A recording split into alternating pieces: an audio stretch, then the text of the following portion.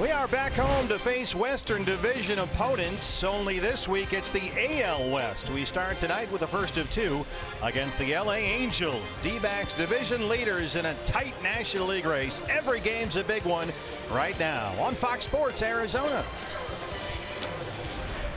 Good evening from Chase Field. Welcome to the broadcast. Steve Berthiaume, Bob Brenly along the way.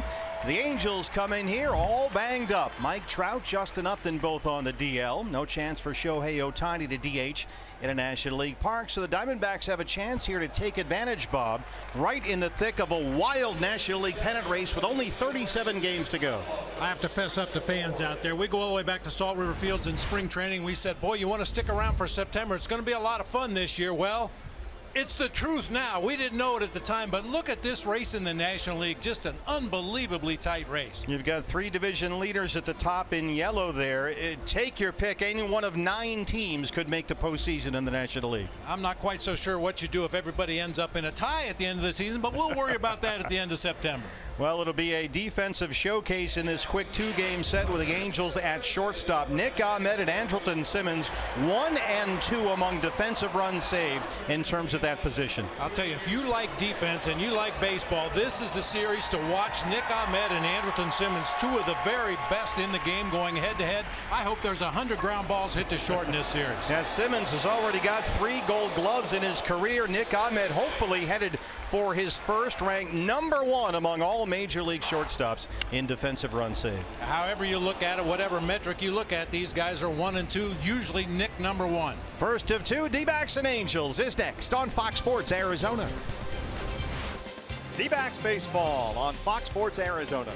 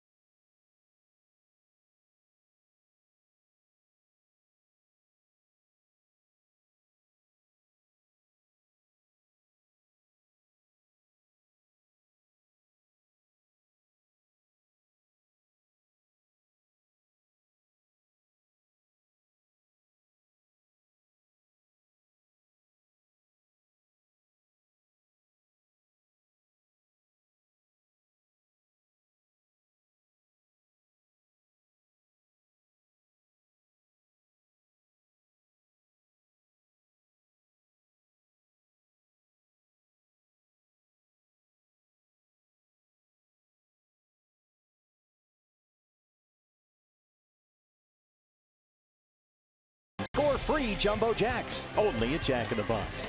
By Buick, visit your local Buick dealer. By Chaz Roberts, air conditioning and plumbing, choose Chaz. And by Gila River Hotels and Casinos. The card by Gila River Casinos earns you rewards 10 times faster than ever before. Sign up for the card today.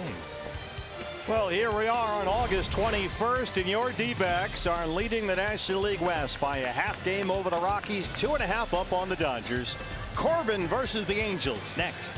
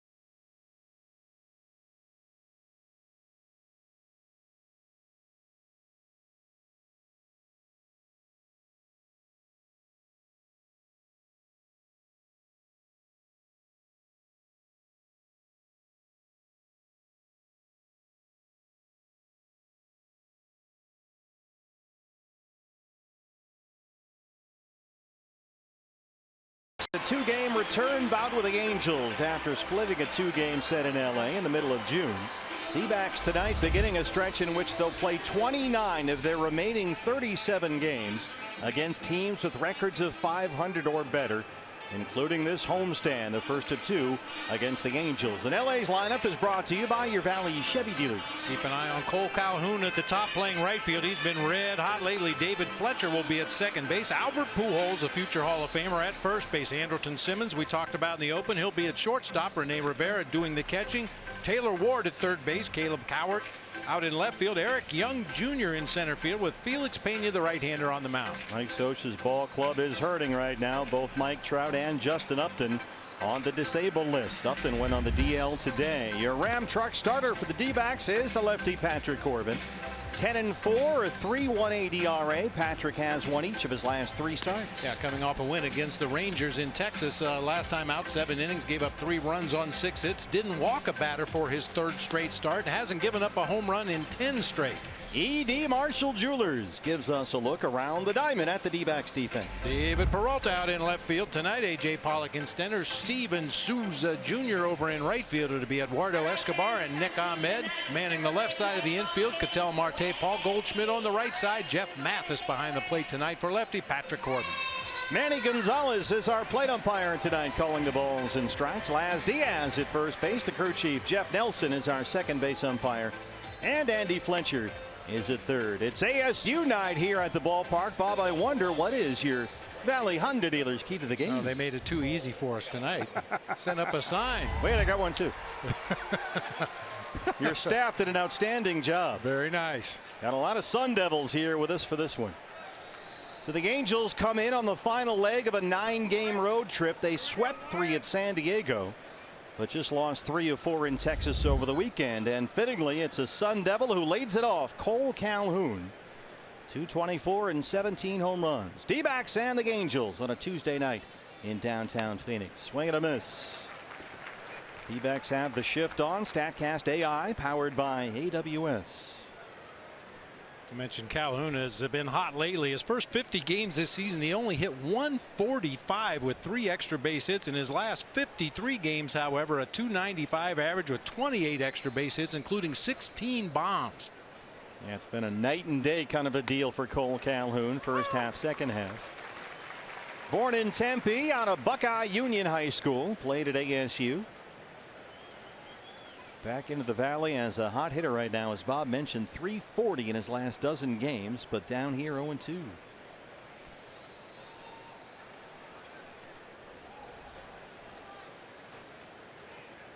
Patrick, his win at Texas on the last road trip was a week ago. Last Tuesday, 3 runs, 6 hits, and 7. His 3rd consecutive win after beating the Giants and Phillies. So he makes this start on a full week's rest, and he has been dominant this year on extra rest. That one's punched foul. Easy to forget that Patrick Corbin was an Angel before he was a Diamondback. The Angels made Patrick a 2nd-round pick in 2009 at a junior college in Florida. Diamondbacks acquired him 1 year later at the trade deadline in a deal for Dan Herron.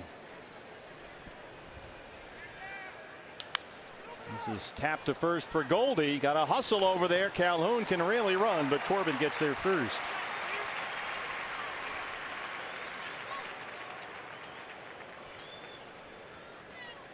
Might not recognize some of the names in this Angels lineup. They can't DH Ohtani, actually, because of the National League ballpark. They don't have Upton. They don't have Mike Trout. They do have a few promising rookies in there, including David Fletcher at 270 with a homer. There's Shohei Ohtani, who threw a simulated game yesterday that they were very encouraged about. Of course, he's got that partial UCL tear in his throwing elbow. But he's been an offensive player, used as a DH. We're likely to see him at some point as a pinch hitter, where he's been very good off the bench for Mike Scioscia. It wouldn't seem to make a lot of sense for the Angels to rush him back to the mound this year. I don't really see much upside in that at all. I don't even know why he's throwing rehab outings at this point, but he's not my investment. He has not pitched in a game for the Angels since his start on June the 6th. There's that big swing and a miss from Fletcher. The second baseman tonight comes into this series riding a 6-game hitting streak.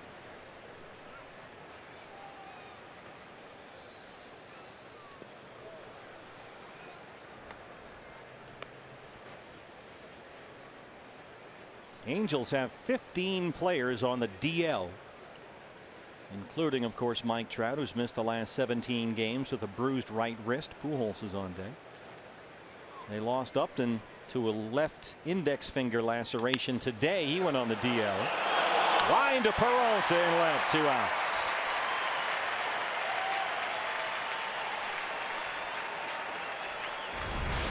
That's that knuckleball line drive hit right at a defender. David froze in his tracks initially, realized that ball was going to sink in front of him, and made up ground quickly to make a nice diving catch there for out number 2.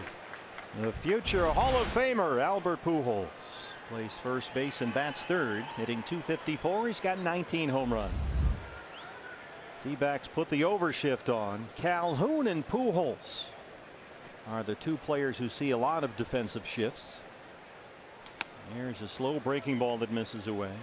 There's 3 infielders on the left-hand side against Pujols.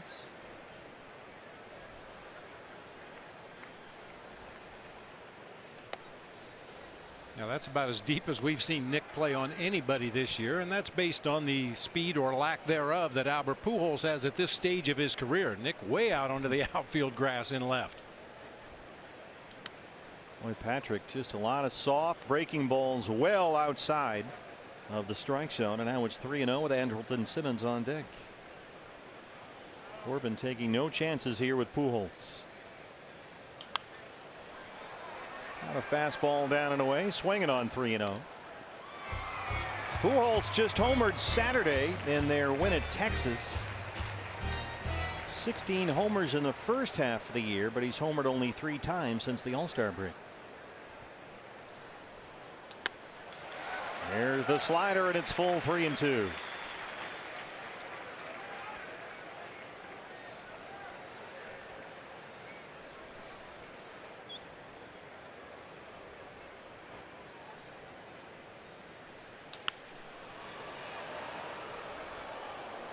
How about this, partner? Yeah. I mean, unless he walks every at bat, Albert Pujols will get his 1,000th career at bat in interleague play. That's almost 2 full seasons of interleague play. He is in his 18th major league season, Albert Pujols, now at the age of 38. And he's still a tough out. 1 home run behind Jim Thome for the all-time interleague home run lead. 6 RBIs behind A-Rod for the RBI title in interleague. Already with more than 630 career home runs and 3,000 hits. The 3-2. He walked him. Missed with a slider.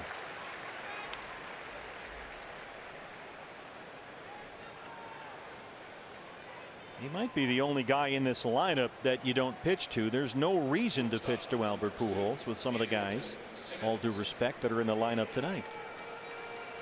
Well, including Andrelton Simmons, good player, good hitter, rarely if ever strikes out.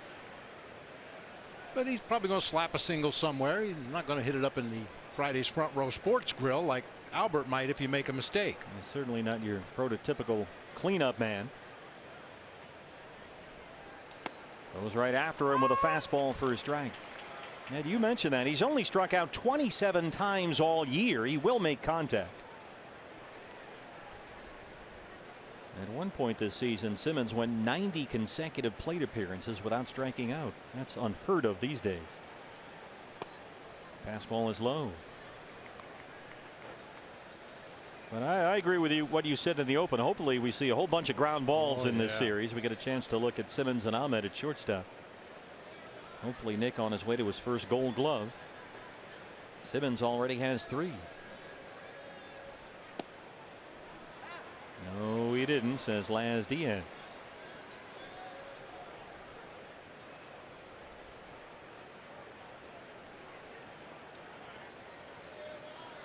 You don't get to anticipate a lot of great defensive play going into a series. Maybe when Pudge Rodriguez was behind the plate against a team that liked to steal a lot of bases, you'd go to watch that.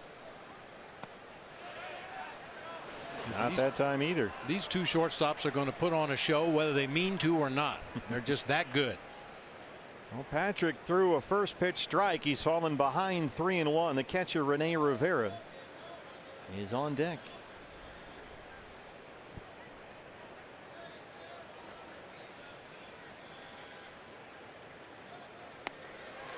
Here's the slider, and it's full 3-2.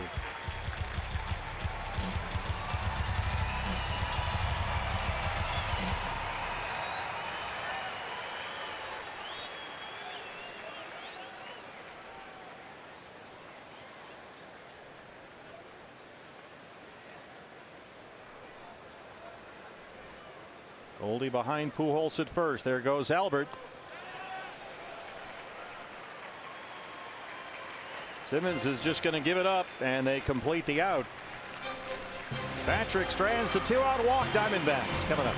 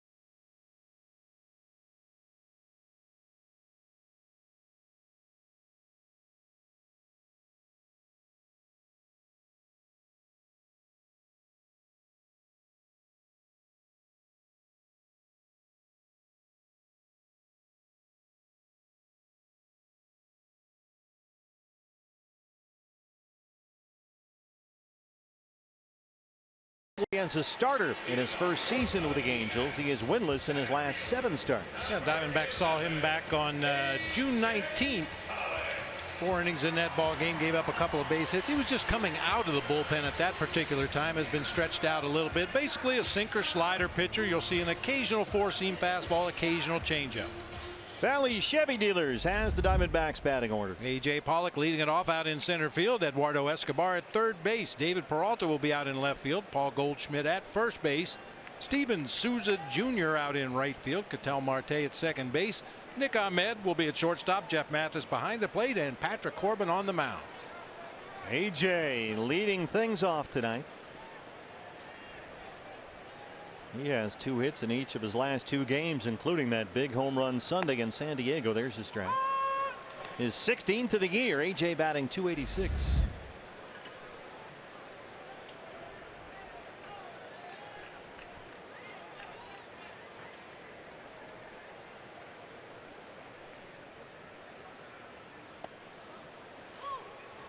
Breaking balls a strike. 0-2. One of Torey Lovullo's slight lineup tweaks, plugging A.J. into the leadoff spot, something he had talked to A.J. about as far back as a couple of weeks, really. Let him know he was kind of thinking about it, likes his ability to impact the game right off the bat. Pena, though, gets ahead 0-2. And A.J. is generally not a guy who chases pitches out of the zone, doesn't really get himself out, so he's a good fit for the leadoff spot. Certainly nothing new for him.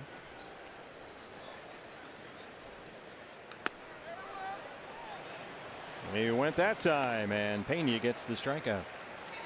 E.D. Marshall Jewelers gives us a look at the Angels defense.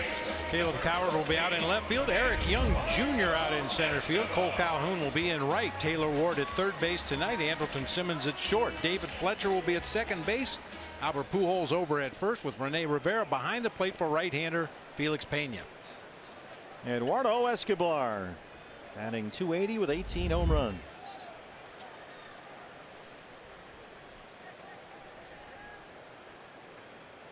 Torey told us that we would see Peralta and Goldie 3 and 4 in his revamp lineup, and the pieces would kind of swirl around those 2 guys in those 2 spots depending on right-hander or left-hander. But this is got a nice flow to it. A.J. right off the bat. Escobar, who's been a tremendous hitter, bats in the 2-hole, and then you've got some of the big boys behind him.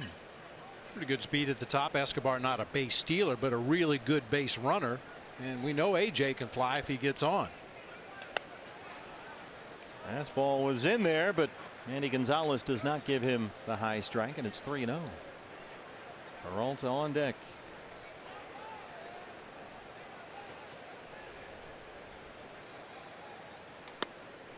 There's a 1-out walk.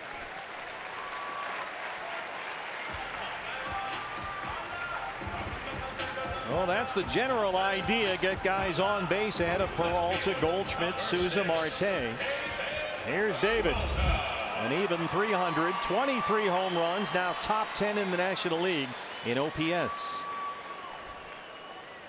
Hit the freight train on the tracks.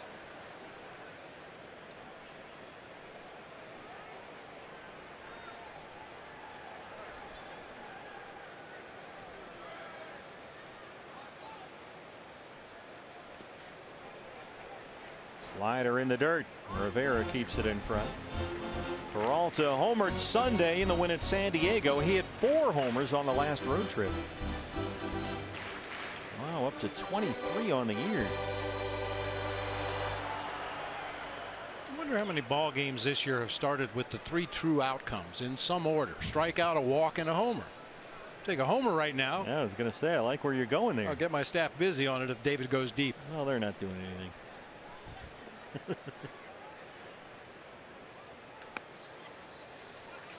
Trying to change up, just missed away. 2-0.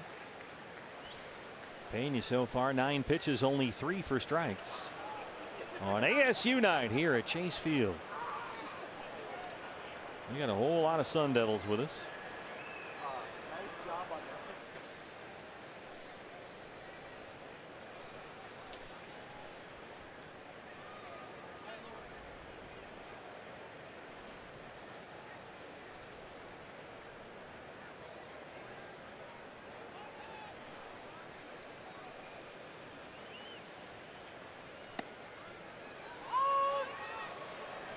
2-0 fastballs the strike. Not sure what David was confused about. That looked like it was right down the middle of the plate. We mentioned that Pena throws a sinker slider combination. His sinker, it's not a Brandon Webb sinker. It just has a little tail on it. Doesn't really dive bomb down to the ground like you're used to seeing good sinkers. Peralta lifts one in the air. Pretty deep left field. Coward at the wall. And there it goes. 2-0 Diamondbacks. The 3 true outcomes. We start with a strikeout, a walk, and a 2-run homer. That'll work. David Peralta's sizzling month of August continues. He's homered 8 times in August. Breaking ball that stayed up and out over the plate for David Peralta. No surprise that he goes deep to the opposite field. Only Goldie has hit more opposite field home runs in the National League. Goldie at 10. David Peralta now with 9 opposite field homers on the season. A free jumbo jack tomorrow. A jack in the box with the purchase of a large drink. The 24th for David. And here's Goldie.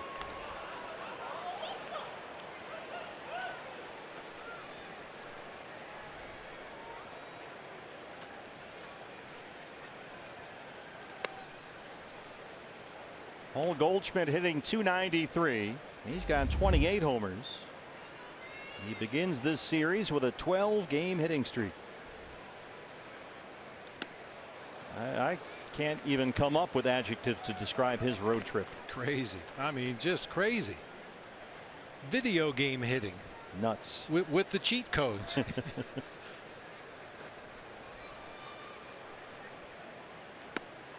And Pena gets a slider for the strikeout. That's his second 2 down.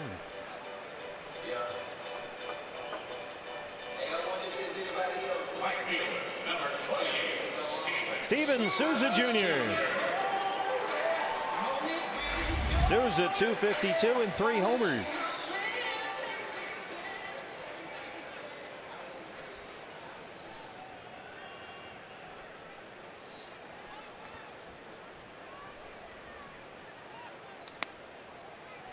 Boy, Pena feels pretty good about that slider. We've seen it a whole bunch so far.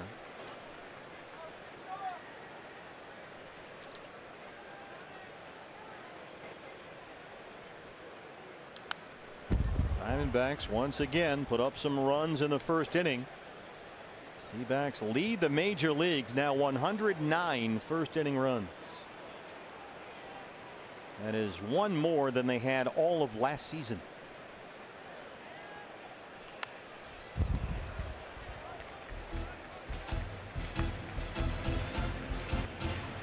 D-backs, of course, on the last road trip we just completed Sunday, scored at least 1 run in the first inning in 6 consecutive games. Had matched a club record.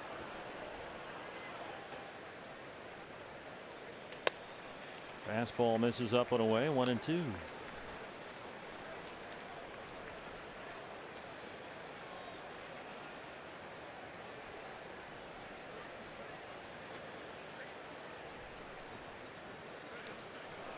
Here's another slider. Pena gets 3 strikeouts in the inning, but the Diamondbacks score first. David Peralta's 24th makes it 2-0 D-backs.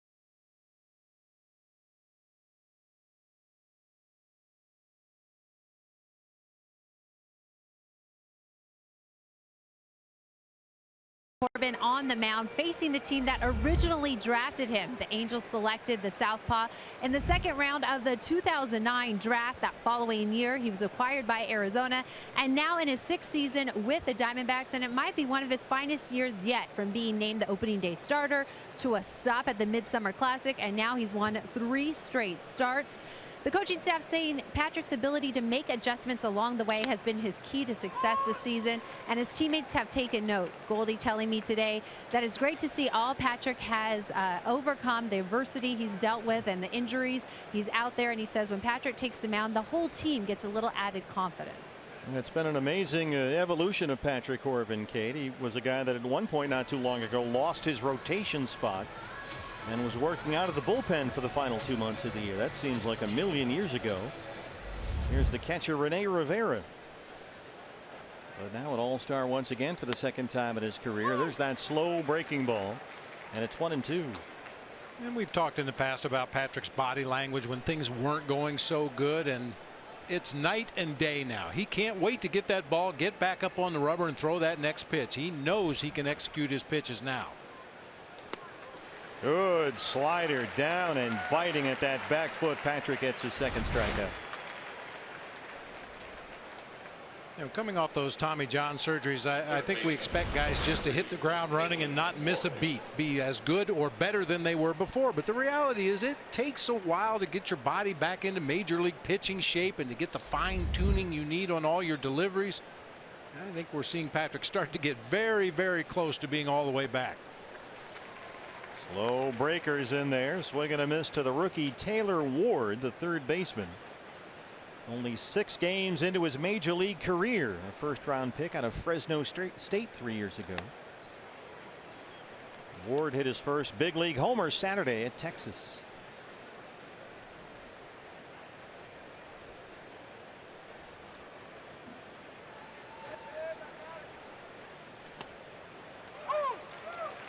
Patrick has been on a tremendous run.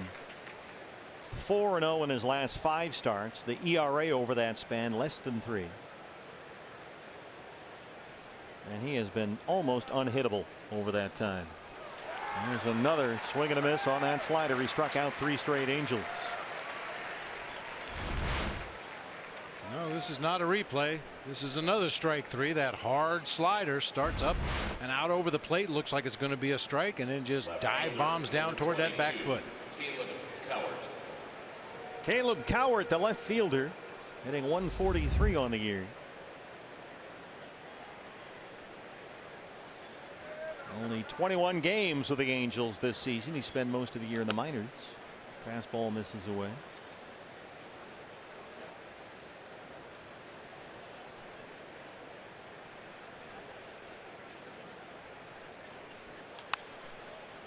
Patrick unbeaten in his last 5 starts. Over that span, he has struck out 41 batters and walked 2. Ooh. My.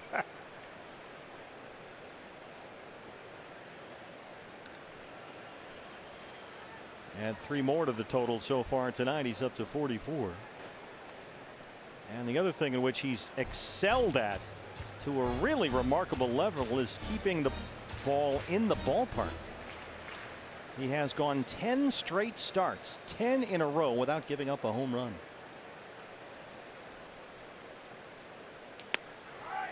Fastball just misses down and away. 3-1. Eric Young Jr. on deck.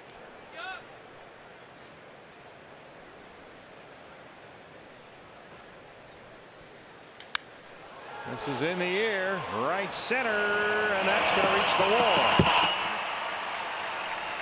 Caleb Cowart pulls into second, a 2-out double.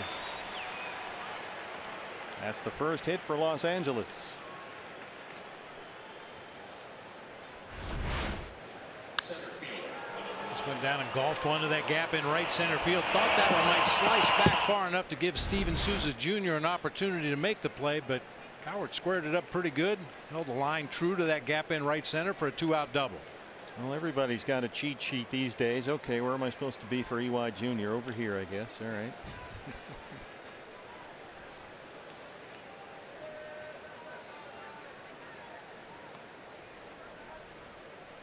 Cowart at second, 2 outs. There's that slow curveball. Eric Young Jr. 283 and a homer. He's been playing a whole bunch of center field lately with Mike Trout on the DL. Young has hit safely in 8 straight games.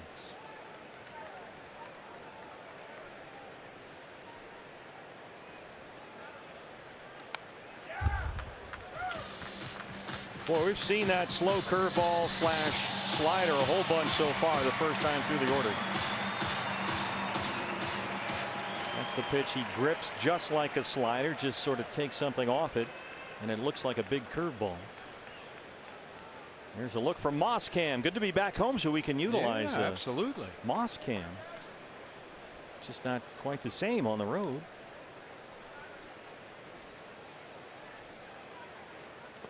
If only there was a graphic to indicate that that was Mosscam. We could sort of trademark it. Just one time, just once. We don't ask for much, do we? Well, I guess we do.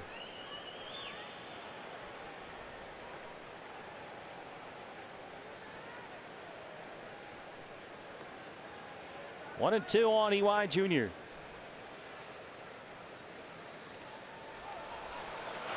That rolls behind Mathis. Coward is in at third.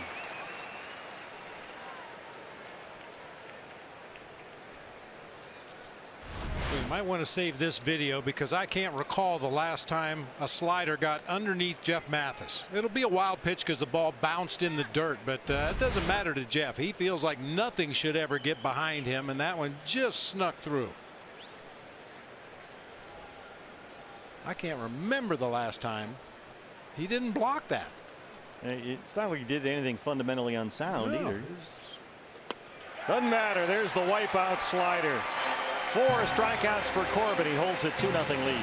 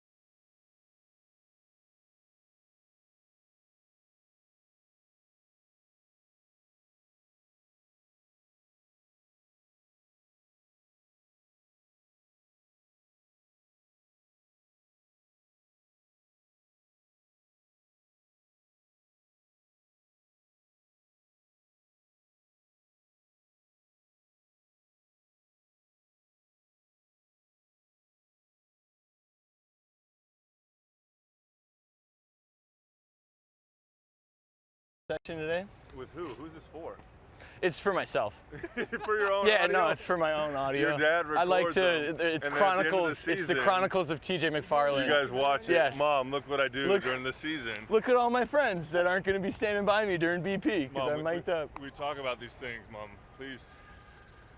Whatever we talk about in before, BP stays in BP. But besides today, and then we'll go back. The other day was when Thursday. Because in San Diego. Yes, right. yeah. What a couple of boneheads. What were they saying? I have no idea. Both talking at the same time. Cricket Wireless, something to smile about. Our thanks to TJ McFarland. You see, as soon as they know he's bugged, everybody just backs away. You know, the way to do it is just to put a mic on everybody. Well, that's next. It's the only thing we haven't done.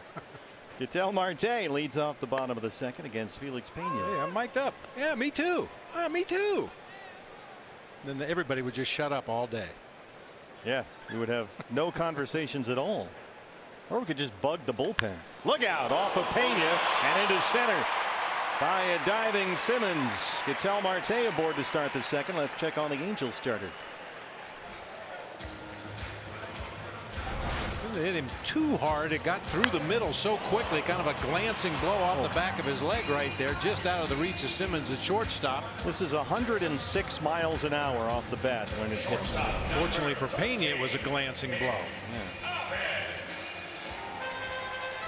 Oh, D-backs up 2-0 after the Peralta home run in the first, and now threatening in the second. Here's Nick Ahmed at 242 with 16 home runs.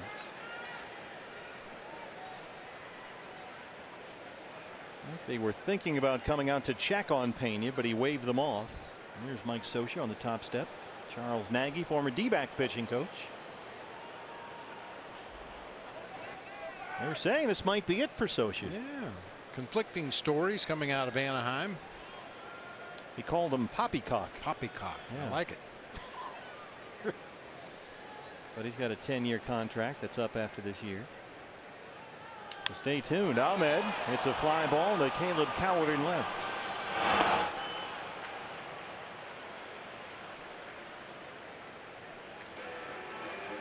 One out for Jeff Mathis. And Jeff is batting .218. He's been productive lately. He's hit safely with an RBI in each of his last 2 starts. Had that 3-hit game Sunday in the win at San Diego.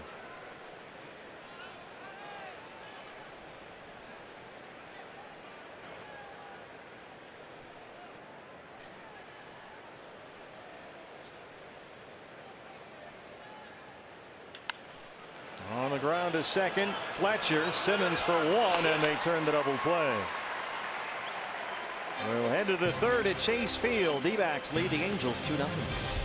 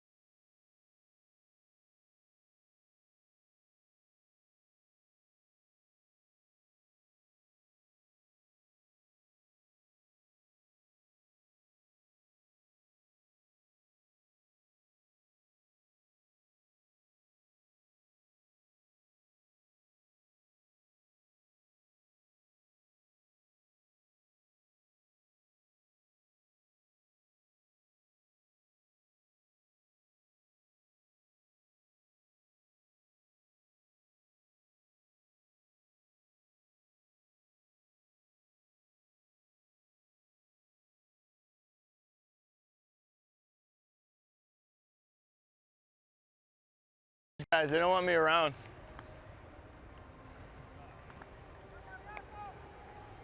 Now I'm alone.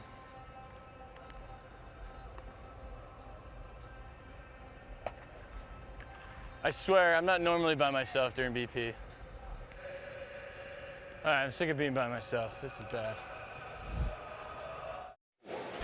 That's TJ McFarland and his friend Harvey the Rabbit. I have friends, really. They're just not here. How sad for him. Now I'm alone. TJ mic'd up during batting practice, and when your teammates know that you're wired, they won't even stand anywhere near you. Here's Felix Pena, the pitcher. And he slices one down the line. Souza's got it.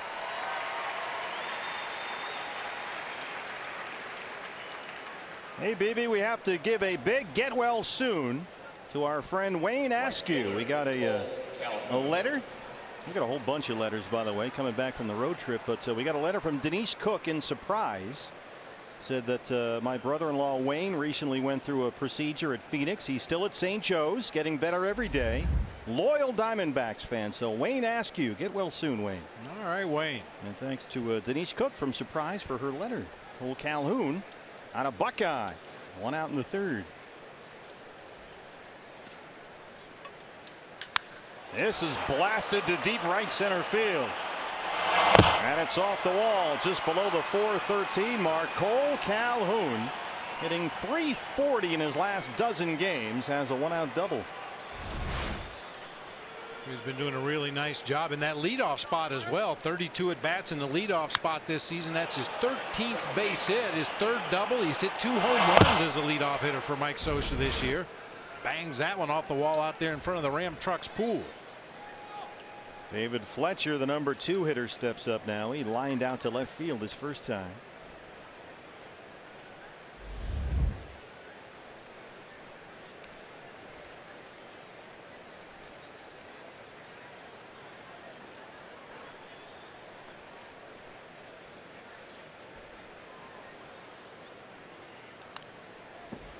Almost fell over swinging at that slow breaking ball. 0-1.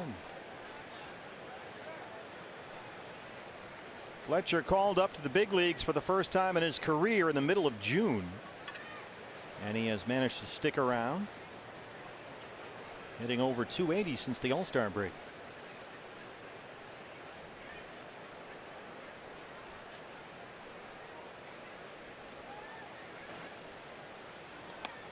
Fastball in, 1-1. Diamondbacks beginning play tonight, leading the National League West by a half game over the Rockies. Colorado is hosting the Padres tonight. Right now San Diego has a 4-3 lead. They're in the 7th inning at Coors Field. D-backs 2.5 up on the Dodgers. Cardinals in LA scoreless right now at Dodger Stadium. There's a fastball for a strike, 1-2. That's Hyunjin Ryu for LA and rookie Daniel Ponce de Leon for St. Louis. Kenley Jansen imploded in that game last night. Was watching that at home. Cardinals got a couple of home runs off him late. Every little bit helps. And it's going to be a tremendous National League pennant race. D-backs home for the week, 2 against the Angels tonight and tomorrow. Then Seattle's in for 3 starting on Friday. And then it really starts to get nasty. A lot of National League West. We'll also see division contenders in Atlanta, and the Cubs both will come in here. And we showed you those standings at the top of the show, the top 8 teams in the National League, and they're saying the same things in every one of those towns. Boy, it's going to be crazy this last month. Well, Fletcher knocks it into left center. Calhoun stumbled a bit, got a late start, but he'll make it in with the Angels' first run. RBI single for David Fletcher.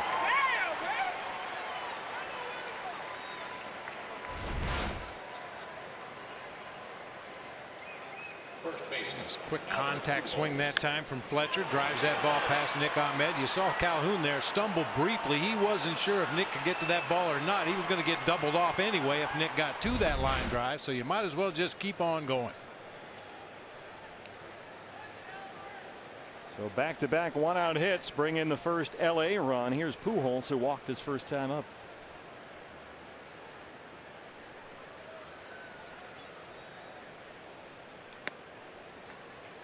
Patrick pretty much worked around Pujols in the first inning. Nothing but slow breaking balls away. Shift is on for the Diamondbacks against Pujols.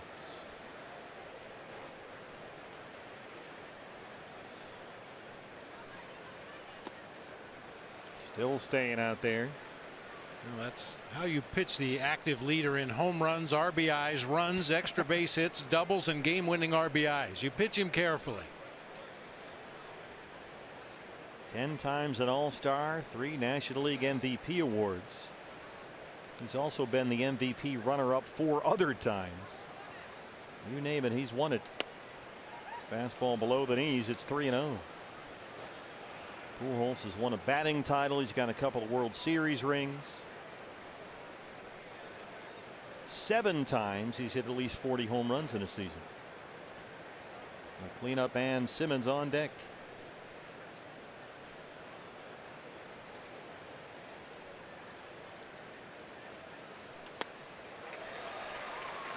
Swings at a 3-0 fastball below the knees.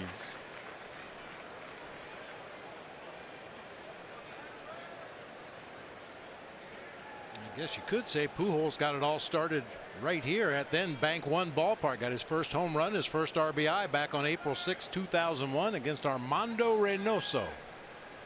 Hasn't stopped since. Yeah, Pujols 633 career home runs. 6th on the all-time list. Well, you got Willie Mays up ahead of you next in line. That's pretty good. Patrick, see what he wants to do here on 3-1. Pujols does not bite on the curveball. So 3 straight have reached for the Angels with 1 out. Second time he's walked Pujols brings up Andrelton Simmons. Shortstop, Andrelton Simmons.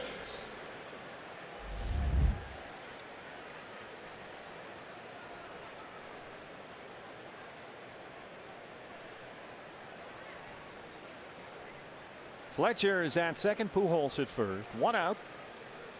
A run is in for the Angels.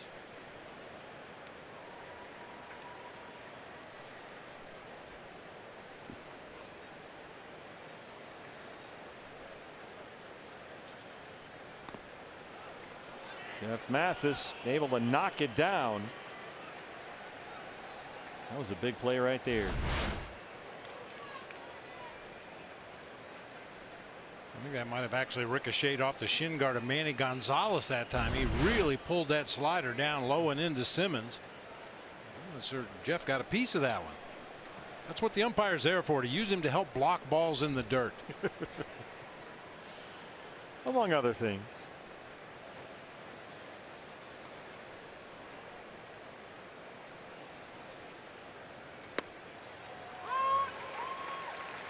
Manny Gonzalez gives him the low fastball. A little low for Simmons' liking. 1-1. Simmons punched out to end that first inning. He's had 1 game this season with 2 or more strikeouts. 1. Struck out twice against the Royals back in early April. Yeah, we got done telling you how he never strikes out, and then he struck out. This one is into left center.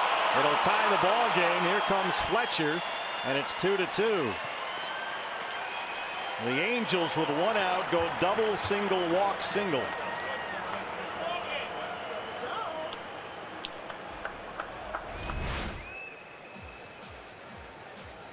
Just a center cut fastball that time.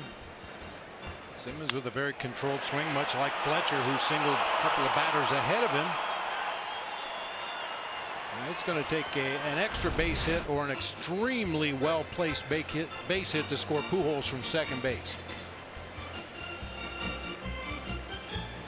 Mike Butcher out to the mound. This is not in the script for Patrick Corbin the way he's pitched lately.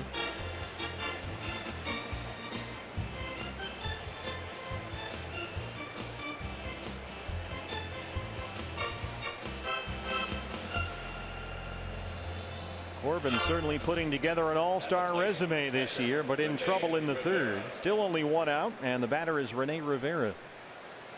The catcher struck out to lead off the second.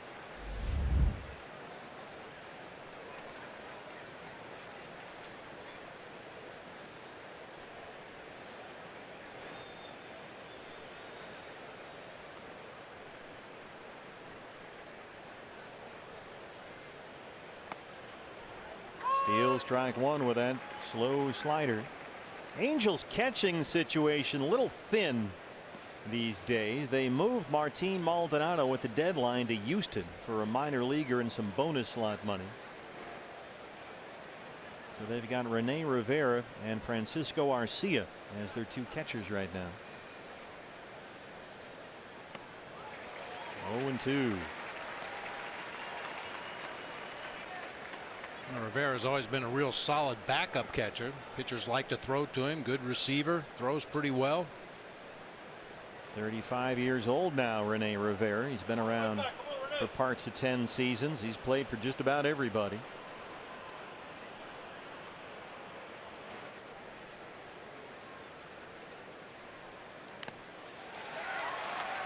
Foul tip. Mathis hangs on. 5 strikeouts for Patrick. 2 down.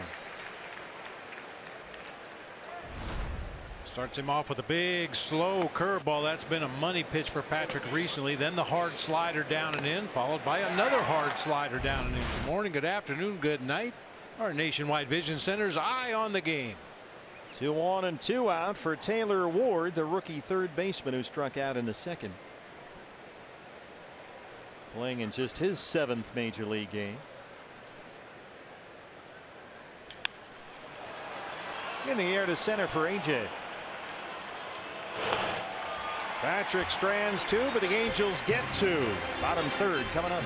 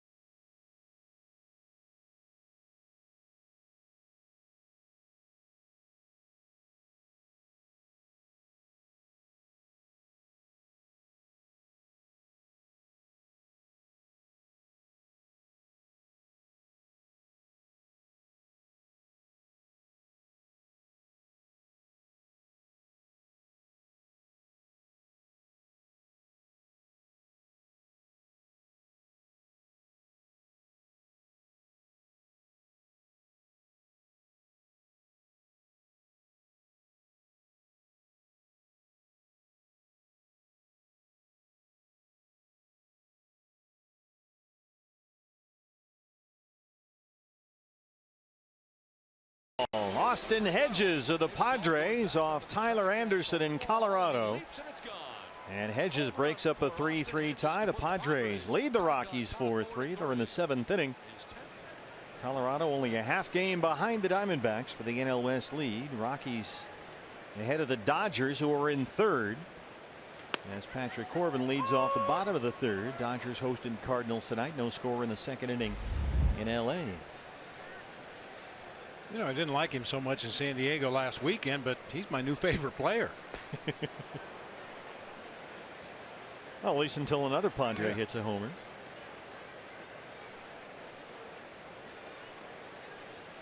D-backs can use all the help they can get. They have 37 games left in the year, including tonight. 29 of them against teams with records of 500 or better as Corbin strikes out.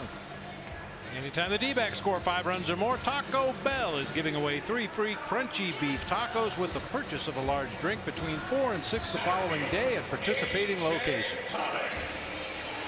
A.J. Pollock, the leadoff man tonight, struck out to lead it off for the D-backs. Diamondbacks got 2 in the first. Escobar walked. Peralta went the other way for his 24th home run this year. Angels with 2 in the top of the 3rd. RBI singles by David Fletcher and Andrelton Simmons. Oh, AJ has an elbow guard on there.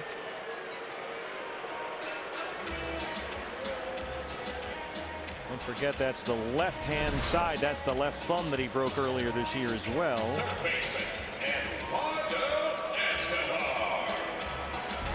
Can't tell if it hit the pad or not. It looked kind of like a glancing blow down the forearm. Hopefully that's all it was. Hey, look at Pena's numbers through the first 2 innings, not including the pitches he's thrown to A.J. Pollock here and Patrick Corbin as well. But through the first 2 innings, he threw 13 fastballs, only 6 for strikes. He threw 10 sliders, 9 of them for strikes. All 4 of his strikeouts have come on sliders. He's punched out 4 and walked 1. AJ's got that left thumb all mittened up down there. That protective guard over the thumb he broke back in May.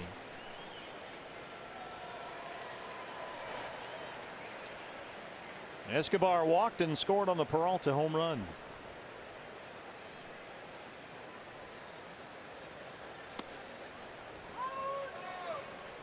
Eduardo comes into the homestand with a 4-game hitting streak. He homered 3 times on the road trip.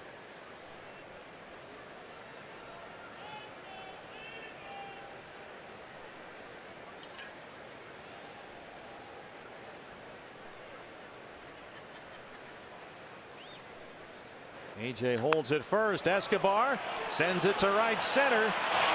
And it drops in front of Calhoun. AJ wasn't quite sure. He stopped at second to make sure that one fell in. So we have 2 on and 1 out for Peralta.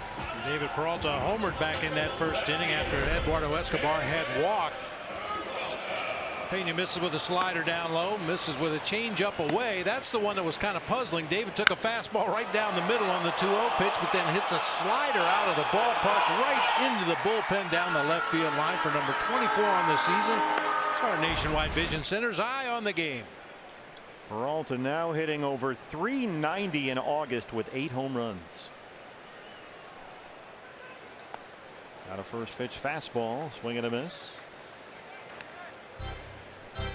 I think David felt so bad about taking that fastball down the middle on a 2-0 count. He just said, I'll just go ahead and hit this slider out of here to the opposite way. Make up for that pitch I took right down the middle.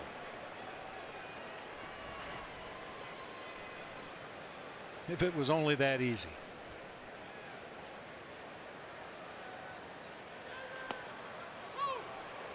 Got that fastball in there, and it's 0-2.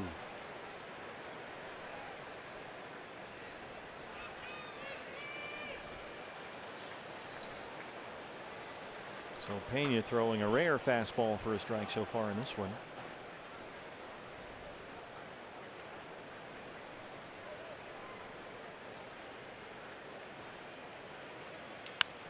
Punches it fair down the line. Here comes AJ. Escobar is out at third. And the D-backs grab a 3-2 lead.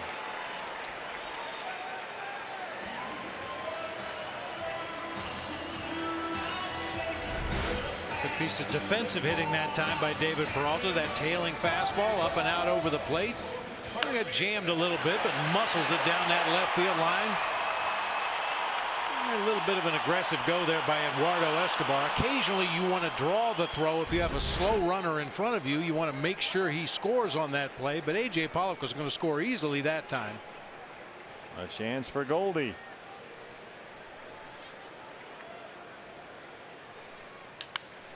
That's throw into left. They're going to stop David at third. Will make it a 13-game hitting streak for Paul Goldschmidt.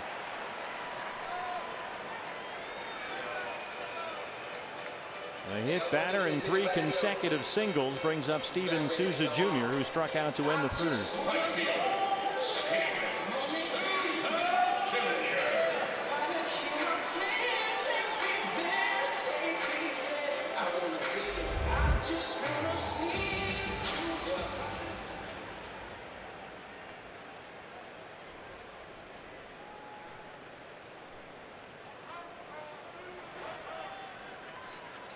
Diamondbacks now with 5 hits.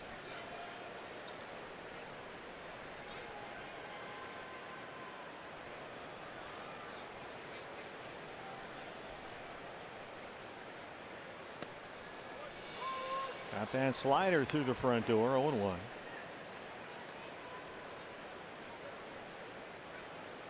Souza's had an effective bat lately. 7 extra base hits, 9 RBIs in his last 10 games.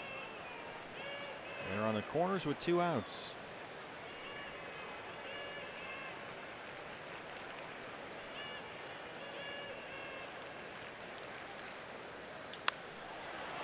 Out to right field. Cole Calhoun on the run. He won't get there. It drops in. Peralta's home. Goldie's at third, and it's 4-2 Diamondbacks. A hit batter and 4 consecutive singles. Fastball tailing up and in, much like David Peralta fighting off that fastball away to the opposite field. This time Souza fights it off to right field. Little dunker in front of Cole Calhoun. Tacks on another run. Ketel Marte. Ketel singled his first time up.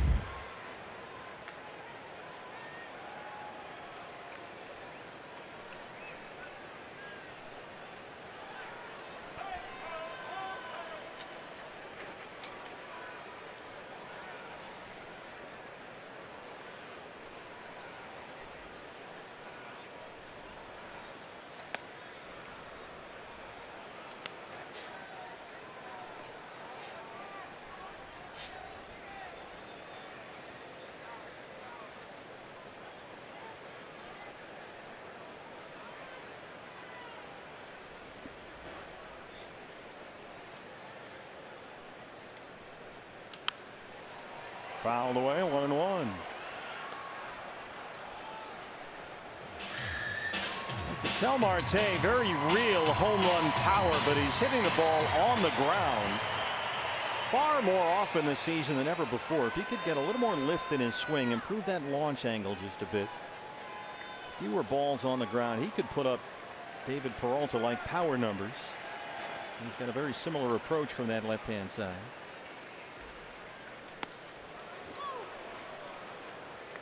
Average major league launch angle this year about 12 degrees. Marte is less than 5. So he's hitting a lot of balls on the ground, but he hits it hard much more often than not.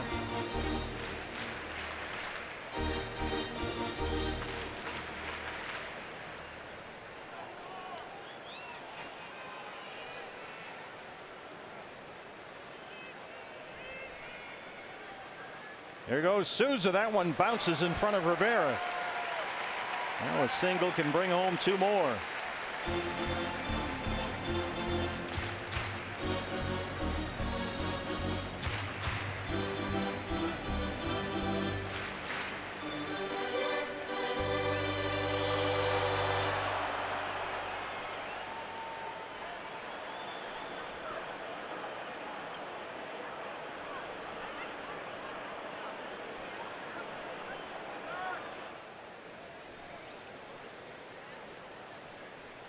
Don't be nervous. You're only a base hit away from tacos.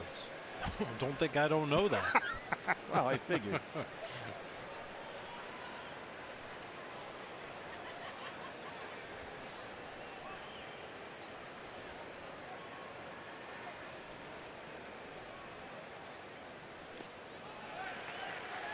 Boy, when he's really wanted to make a pitch, he's leaned heavily on that slider. That one missed in its full 3-2. Ahmed on deck.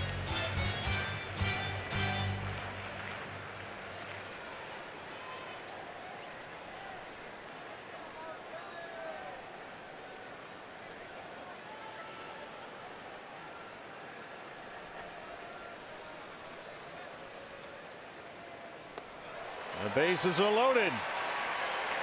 Second walk issued by Felix Pena. 6 straight Diamondbacks have reached base. Here's pitching coach Charlie Nagy.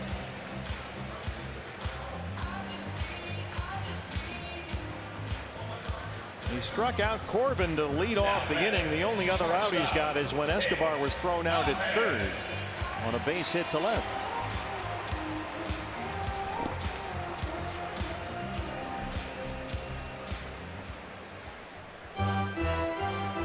A chance for Nick Ahmed. Nick flying out to left his first time.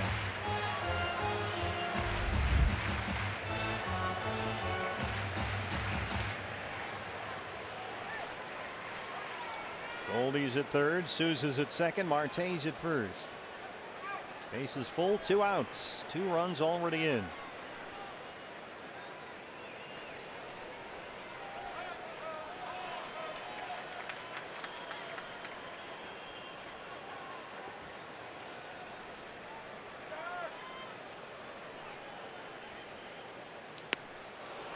Once again, there's that good slider from Pena.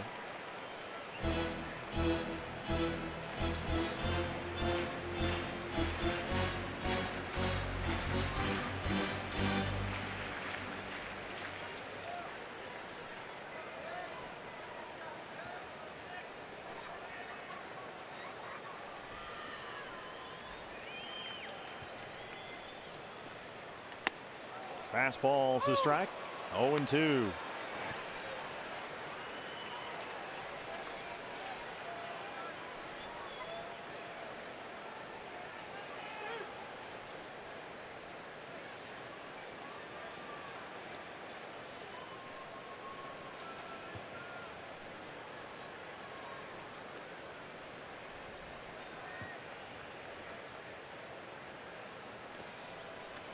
I had a feeling that slider was coming and it would be nowhere near the strike zone. Nick does not bite.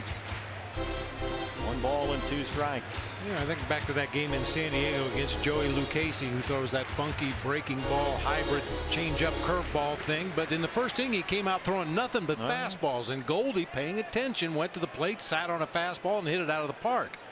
If the Diamondbacks have been paying any attention to Felix Pena, that slider is his money pitch. He's going to go to it when he's in trouble, when he needs a strike. And he just threw one there, and the Diamondbacks leave the bases loaded, but they get 2 to take a 4-2 lead.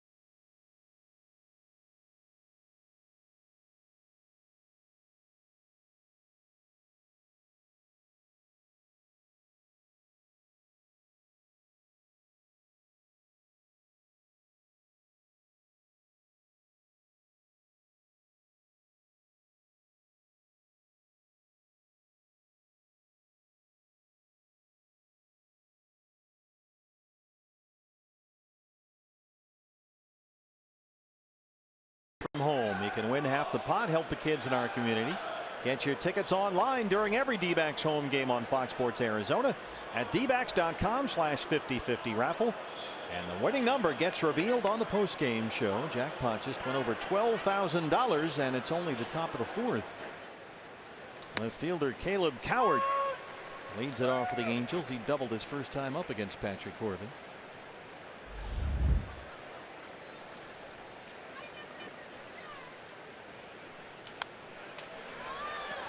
-2. Patrick so far has walked 2. He's walked Pujols both times he's faced him. He's got 5 strikeouts. Angels got 2 runs in the 3rd. RBI singles by Fletcher and Simmons.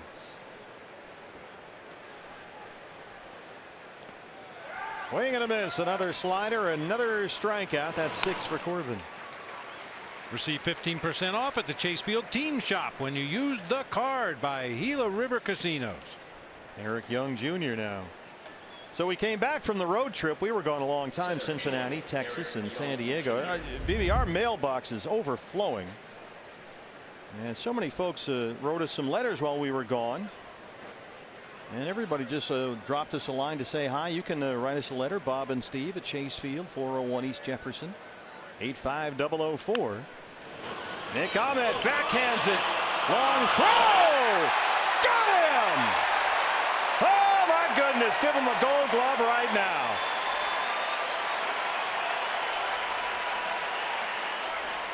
Wow. Number one, I didn't think he could get to it. Number two, I didn't think he could get rid of it that quickly. And number three, I didn't think he had enough arm from that position to get the ball across the diamond in the air to Goldie. Big stretch to the outfield side. Whoops. Well, the Angels may challenge here. Yeah, it looked like Goldie just had to stretch a little bit too far that time, but certainly doesn't take anything away from that amazing play. No challenge for the Angels. Wow. 6-3 putout. Nick Ahmed, number one among all major league shortstops in defensive runs saved. Here's one more look at Goldie's foot.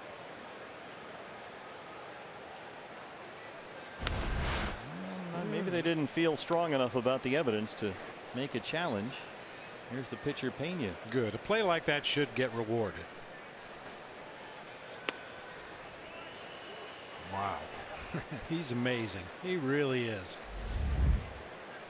Great article by our friends at AZ Snake Pit about why Nick Ahmed should be a Gold Glove. Not just a bunch of opinions. They backed it up with facts and all the defensive analytics you can find, and did a nice job with that piece. Nick has 6 errors on the season. He plays pretty much every day at shortstop. He's made 6 errors, only 1 throwing error all season.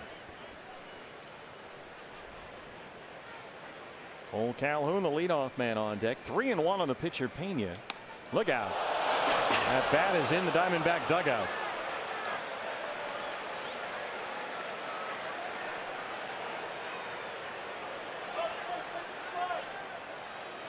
Joey Lovello checking in with Manny Gonzalez.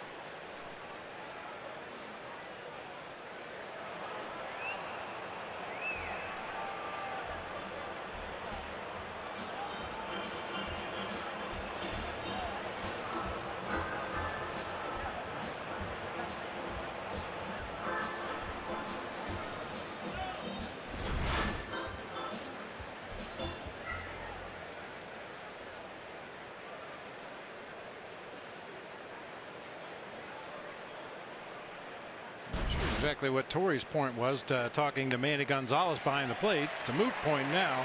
2 strikeouts, a defensive gem by Nick Ahmed. 4-2 D-backs.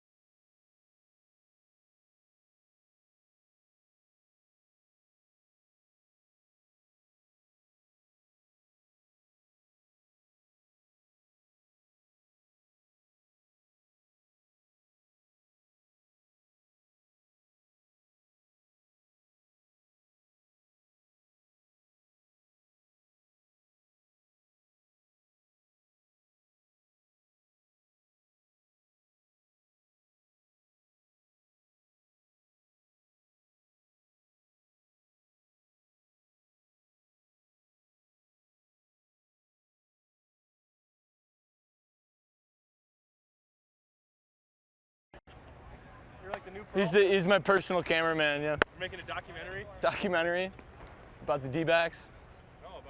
Like TJ McFarland. Oh, great. Just a great dude. He's so upset right now because he wants to get mic'd up like literally every day. Good. I'm Like, can I have that?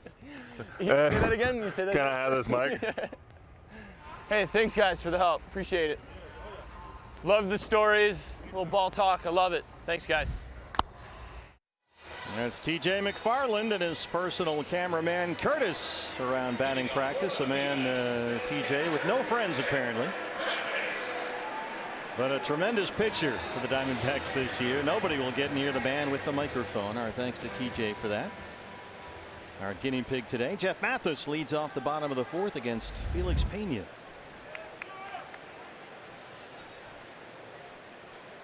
They didn't do that in your day, did they? I don't think they had the technology. Electrified noise audio. We didn't have any of that stuff.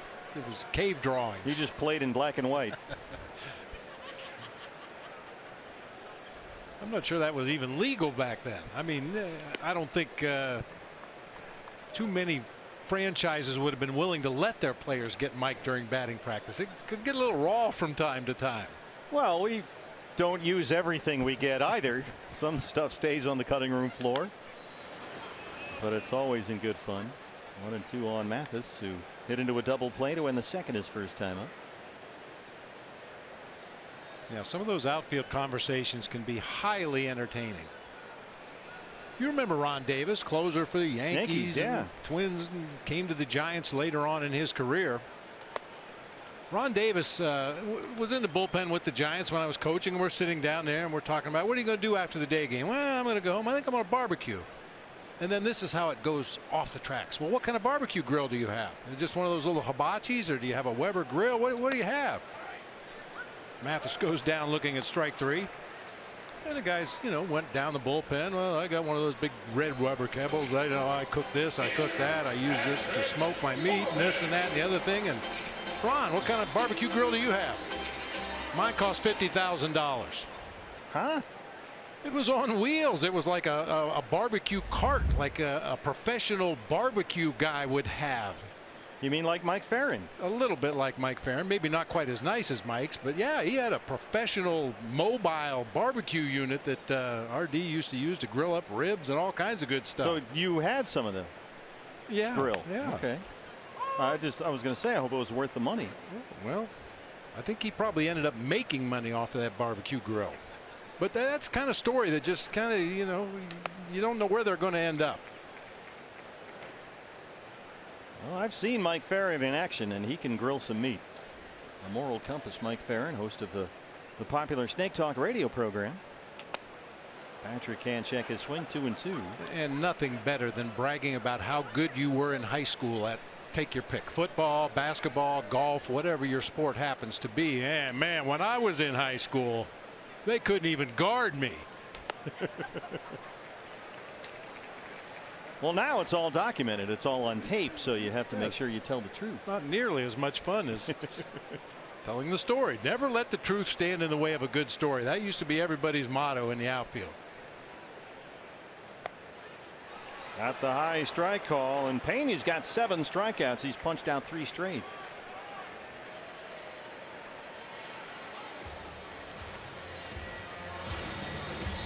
Well, those pitchers out there, I mean, they're bored. They're not really shagging flies. They're just standing around.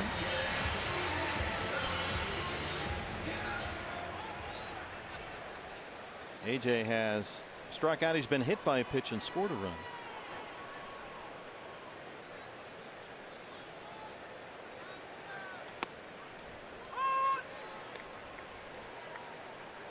Third time through the D-backs order now for the right-hander Felix Pena.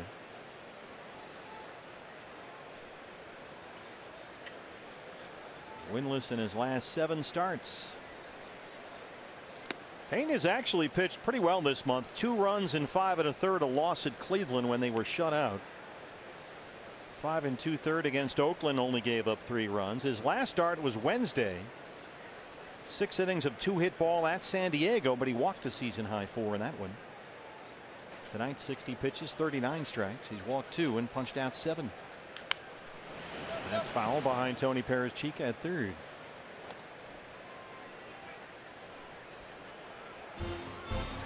So Pena a strike away from getting the side in order. 1-2-3.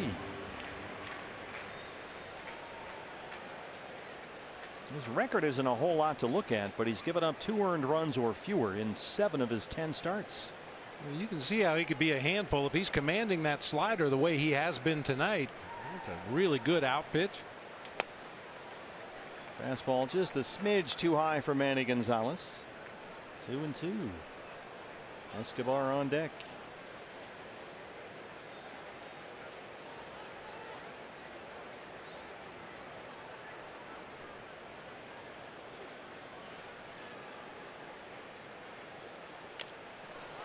Foul tip, and Rivera hangs on. Pena strikes out the side. It's 4-2 D-backs.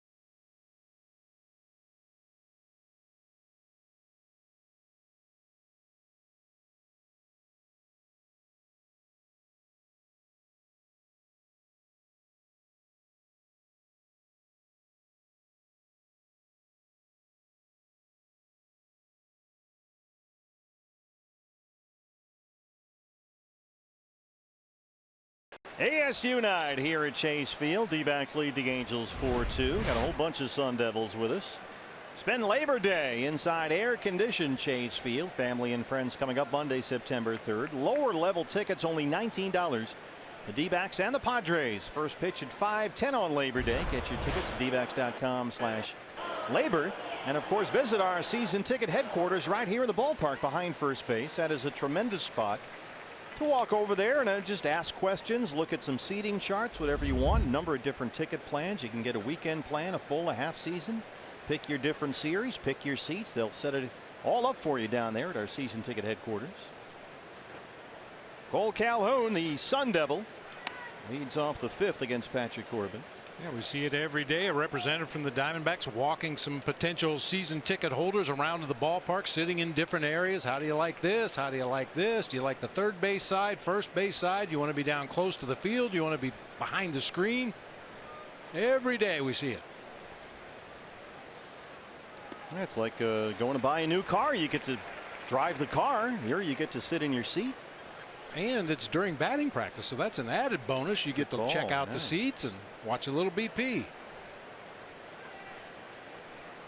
So this is a great chance to come over here and ask all the questions you want at our season ticket headquarters. It's manned throughout the ball game. Shift is on against Calhoun, who doubled and scored in the 3rd. Patrick so far has walked 2. He's got 7 strikeouts. He's retired 5 in a row.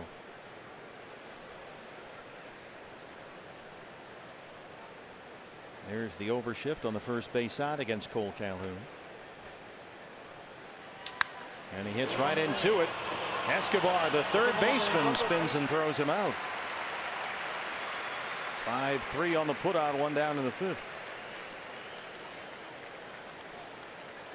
Second baseman, David Fletcher.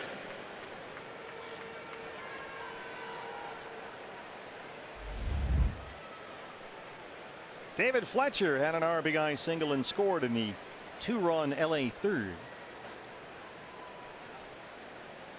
They've gone to the 9th inning now at Coors Field. The Padres still lead the Rockies 4-3.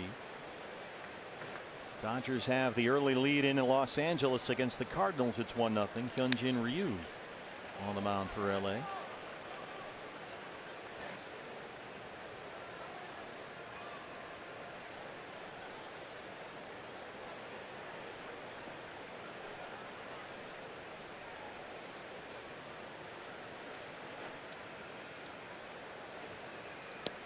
Started to say in the previous inning about all the letters we've gotten, Bob. So many folks dropped us letters, cards.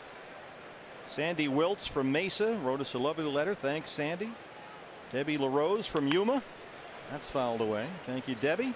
Very nice card that Debbie sent us from Yuma. Robert and Christine Gale from Phoenix. Hi, guys. They watch all the Diamondback games. Pujols on deck. Got a lovely card from Sally Swanson in Mesa. She's a big D-back fan. That one's fouled away. Judy H. from Mesa as well. Missy Locke from Phoenix sent us a card addressed to the coolest announcer, Steve and Bob. So thank you, Missy. You sure that wasn't meant for the radio booth? Oh, yeah, you're right. Got mixed up in our bag somehow. Good call. Fletcher's got a base hit. He's 2 for 3. Well, he's now hit safely in 7 straight games, David Fletcher. First baseman, We'll see how Corbin wants to pitch to Pujols. He's walked him twice so far.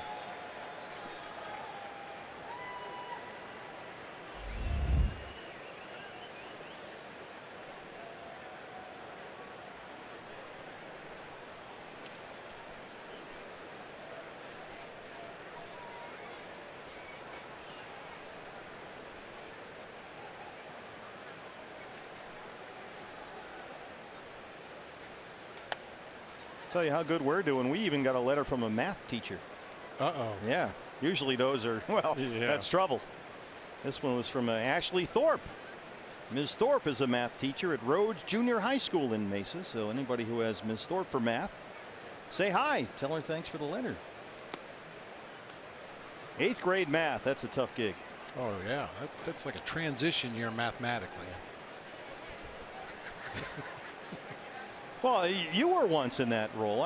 It wasn't math, right? When you were substitute teaching? I had some math classes. Oh, yeah. Wow. How'd that go? Great. Like they all did. Here's your lesson plan. Your teacher will be back tomorrow. Don't hurt each other. Escobar at third. They get 1 and 2. Bottom 5 from Chase Field. D-backs lead the Angels 4-2.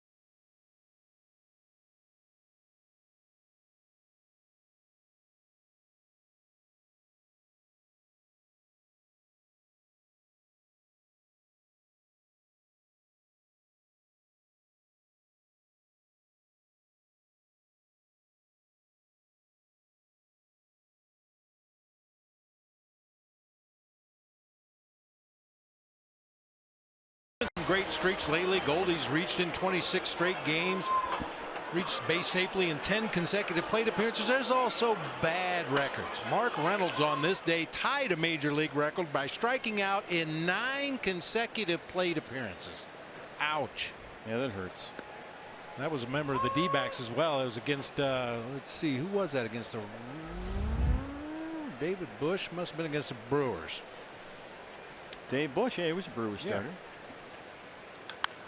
Well, Felix Pena has struck out the last 4 Diamondback batters he's faced. He's got 8 strikeouts in the ball game. He's only walked 2. Escobar has walked and singled so far. He scored a run. Pena struck out the side in the 4th. Mathis, Corbett, and Pollock. And he punches out Escobar. Pena has struck out 5 consecutive D-backs. Quicken Loans Rocket Mortgage breakdown. How about David Peralta? What a roll he's been on. Look at this. August. He's just been unstoppable. A home run in the 1st inning tonight. Hitting .413 in August with 8 home runs. Only the Red Menace, Justin Turner, has a higher batting average, and Goldie's right behind him at .406 this month. Peralta to the wall and right. And won't get there. Calhoun dives. Here goes the freight train. They'll stop at second. He's 3 for 3.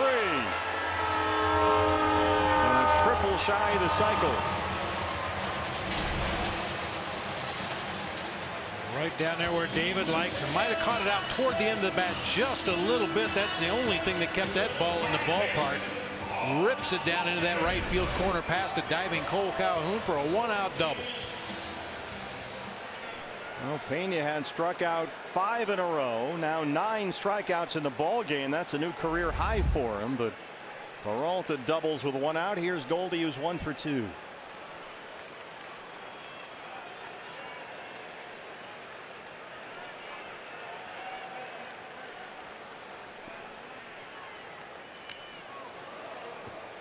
Coming in with a fastball, as so many teams seem to do against Goldie.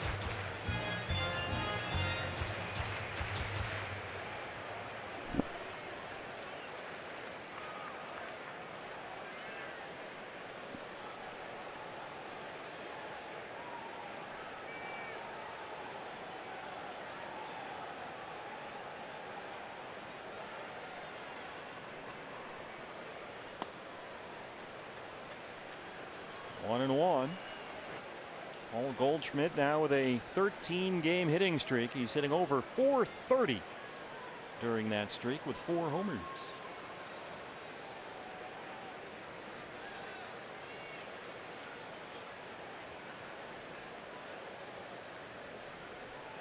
Peralta down there at second. Fastballs a strike, 1 and 2.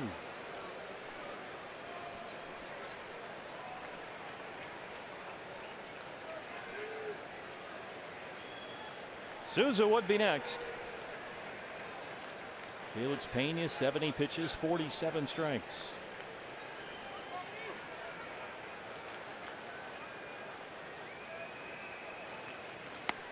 And he strikes out Goldie. That's 10 for Pena. Peralta still at second with 2 outs. Let's go down to Kate. Well, guys, we're watching Peralta wake up his bat once again here at home. And after that last homestand where it seemed like almost every night he was collecting 3 to 4 hits, we asked him what the key to his success was, and he said home cooking. He said that his wife, Jordan, makes some of the best food, and that helps him with the bat. So I asked him, now that he's back, what was the dinner last night? And he said they had arepas, which is from back home. It's like a grilled cornmeal, one of his favorite meals back home. Jordan also enjoys them, so she learned how to make them. And he said last night was special. His daughter Sophia had her first. She liked him, so he said he was feeling good when he got to the field today, and well, it's paying off. Sure is. A home run, a single, a double. He scored twice, knocked in 3 runs. Pena has struck out 6 of the last 7 Diamondbacks he's faced. 1-0 on Steven Souza Jr. Got that slider in there. 1-1. Souza has struck out. He's got an RBI single and a stolen base. 1 for 2. Bottom 9 now. at Coors Field, Denver. Padres have a 4-3 lead over the Rockies, and the Cardinals have come back to take a 3-1 lead at Dodger Stadium. They're in the third.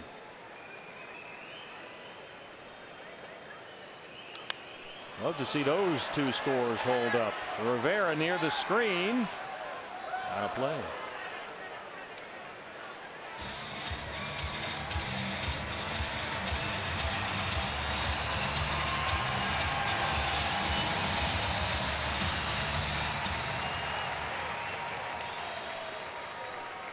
Well, Pena in the ball game has recorded 14 outs so far, 10 of them via the strikeout.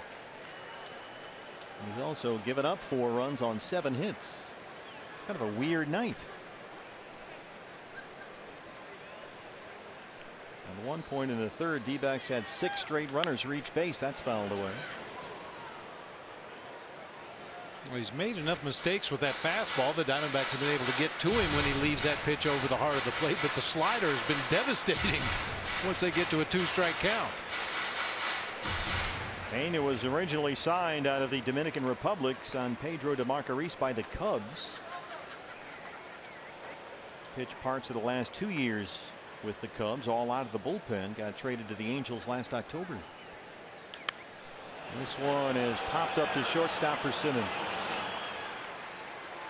We are through 5 at Chase Field. D-backs lead the Angels 4-2.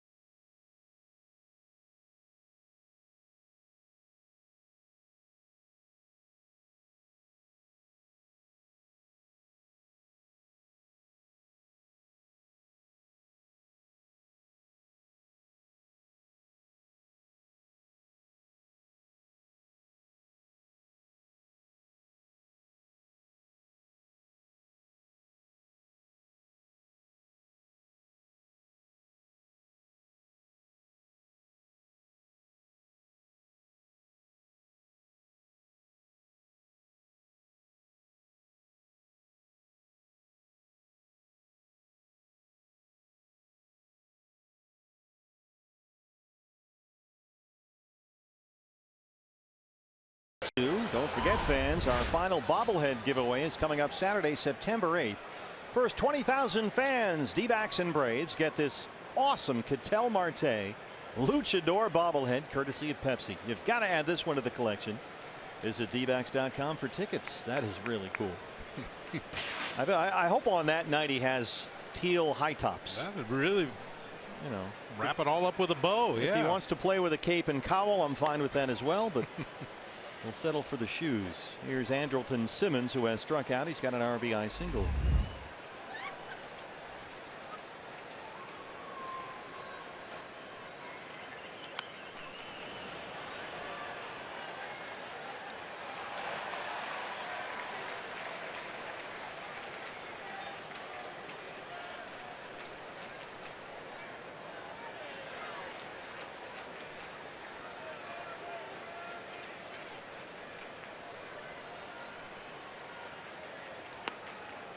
By the way, if you're playing our 50-50 raffle from home, it's a good night to get on board. We got a big crowd here tonight, and it's over 17,000 so far. That's been a tremendous success. You can participate in our D-backs 50-50 charity raffle right there from home. Just log on dbacks.com/5050 raffle, and we show you the winning number of the postgame show. 3-1 on Simmons. Rivera on deck. Swing and bunt. Corbin's got it. One away.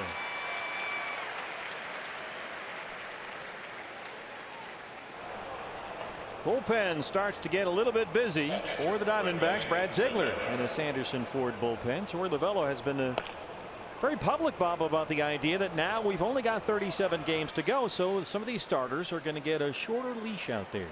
Yeah, I think maybe Torey even second guessed himself a little bit in San Diego, leaving Zach Godley out there for that one more inning, trying to get 3 more outs out of him, and it just didn't quite go the way he had hoped. Certainly the track record was there to allow Godley the opportunity to get those 3 more outs, but because of the time of year and because of the health of the bullpen, I think Torey's going to start pulling the plug a little bit earlier. Well, you win with bullpens in the postseason, and these final 37 are going to feel like postseason games a lot of the time. Patrick's spot in the batting order is due up 4th in the bottom half of this inning. So far, he struck out Rene Rivera twice. There's a fastball, and it's 1-2.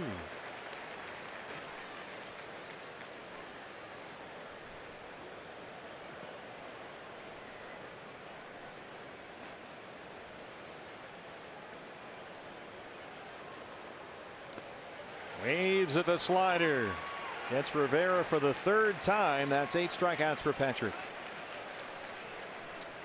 In Colorado, D-backs a half game ahead of the Rockies atop the NL West. Kirby Yates at Coors Field. Chris Iannetta is, oh boy, deep to the track, and San Diego beats the Rockies 4-3. So as of this moment, the D-backs are 1 full game ahead of Colorado. They can make it a game and a half if they can win here. Escobar's got it off the bat of Taylor Ward. It's 4-2 D-backs at Chase Field.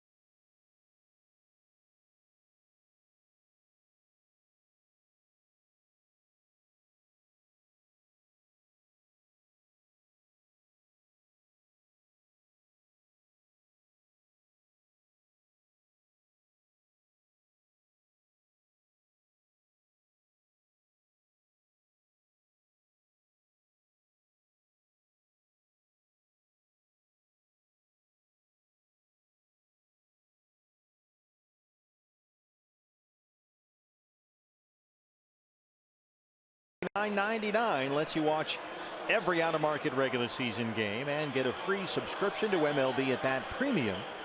Visit MLB.tv. Take advantage of this special offer.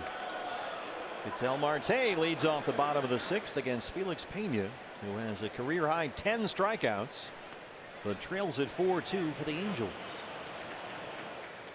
Marte has singled and walked so far, 1 for 1.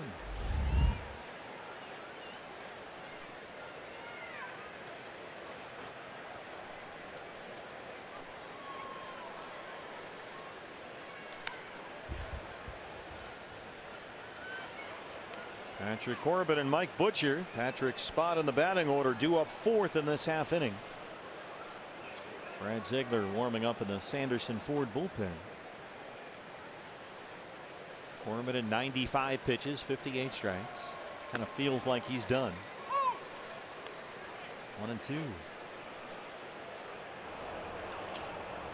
And now Yoshi Hirano has replaced Ziegler in the Sanderson Ford bullpen.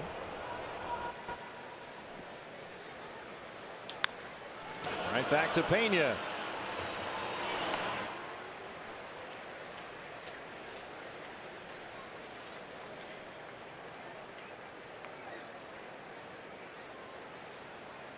Pena with one out. Had that 6 consecutive batters reach in the third. Since then, he's only given up 1 hit. That was Peralta's 1-out double in the 5th. Jose Alvarez, the left-hander, starts to get loose in the Angels bullpen. Pena at 80 pitches, 55 strikes. Here's Ahmed 0 for 2.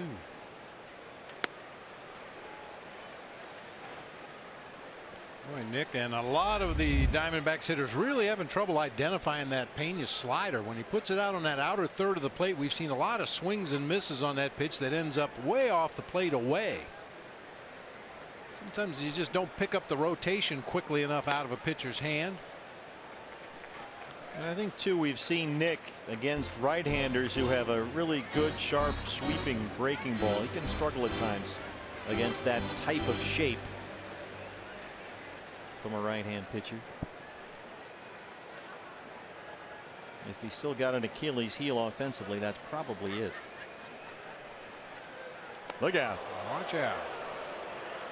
Tried to overthrow that slider. Pena's now thrown 31 sliders in the game, 21 of them for strikes.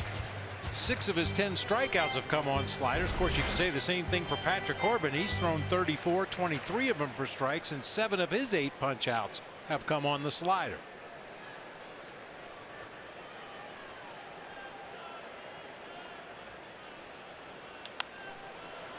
Got a fastball up. It's 2-2.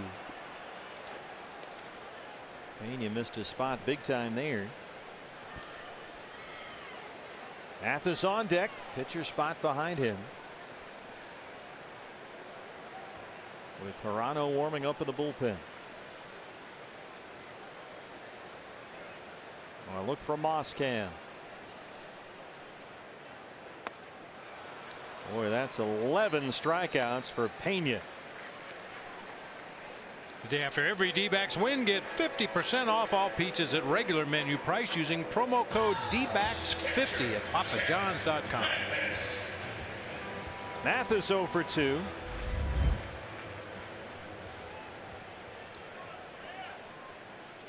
Daniel Descalso has come out in the on-deck circle. He would hit for Patrick Corbin.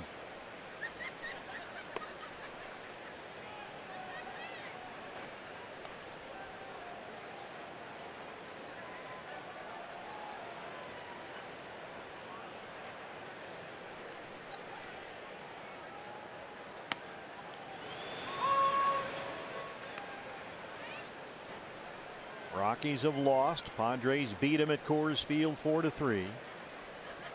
Dodgers hosting the Cardinals. St. Louis leads 3-1. They're in the 4th.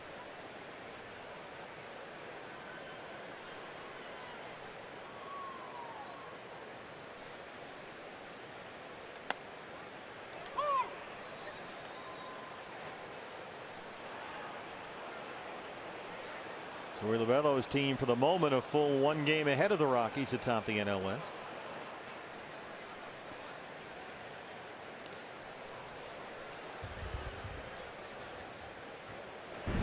Here's a look from Dodger Stadium. Yadier Molina off Hyunjin Ryu to right center. Oh, making a bid to be my favorite player today. Austin Hedges has held that title previously. 2-run shot for Yadi is 16th. 3-1 Cardinals in the 4th. Mathis fouls off a slider. And also, as we mentioned at the top of the show, you got to also think about the wild card race and the rest of the league. You got to keep an eye on what the Braves are doing. What are the Phillies doing? How about Milwaukee? It's not all about the NL West. Got to keep an eye on the Cubs. Brewers are trailing 9-7 at home against the Reds. They're in the 9th at Miller Park. Fastball's a strike, and Felix Pena has a career high 12 strikeouts, but trails it 4-2.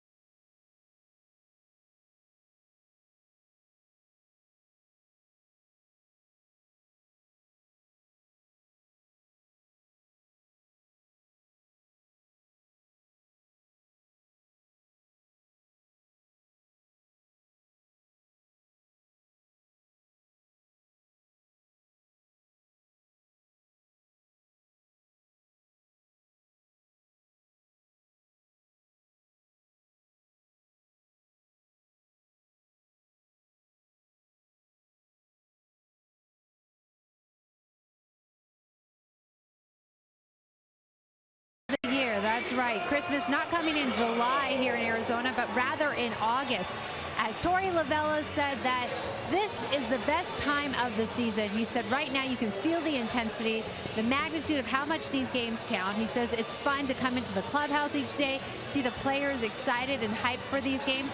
September, of course, it's going to be fun when the Diamondbacks are up a half game in the West and only 2.5 games separate these three teams in that division race. But he said once September hits, some of the opponents will be playing all in and others will start looking at their future, but because of the call-ups. But right now, this is when it counts, and it says Diamondbacks have this 5-game homestand. It was clear today, guys, in the clubhouse, the players are focused on what lies ahead. They know they have 20 games at home down the final 5 weeks here, 22 games against the NL West, and 14 of those games are against the Dodgers and Rockies. Put on that seatbelt. It's going to be a fun ride. It is a wild ride for sure, Kate, in the National League. Yoshi Hirano on to start the 7th inning against Caleb Cowart, the left fielder, who doubled in the 2nd. Cowart, a switch hitter, now bats from the left-hand side. Only 37 games to go. Yoshi back out there for the first time since the loss Saturday at San Diego when he gave up the walk-off single to Christian Villanueva. In the 9th inning, Padres won that one 7-6. D-backs took 3 of 4 in the series. After Andrew Chafin walked Travis Jankowski to start that 9th inning. Yeah, the most wonderful time of the year, as Torey said, and I think we've caught him a couple times tonight taking a peek at that out-of-town scoreboard out there above the right field foul pole. Howard can check. Yoshi gets the strikeout on a high fastball. Well, it's all up there for everybody to see. And I know from experience, from your vantage point down there, you can't help but see it. Wow, way up high. Gets Cowart to check his swing. Strike 3. Yeah, they're all up there. You got to keep an eye, as we mentioned, given the National League division and wild card races, on some of these other teams like the Phillies and the Braves and the Cubs and the Brewers. Even the Pirates are still in the discussion. Here's EY Jr. It even gets to the point where you know the numbers of every pitcher that's facing the teams that you're really keeping an eye on.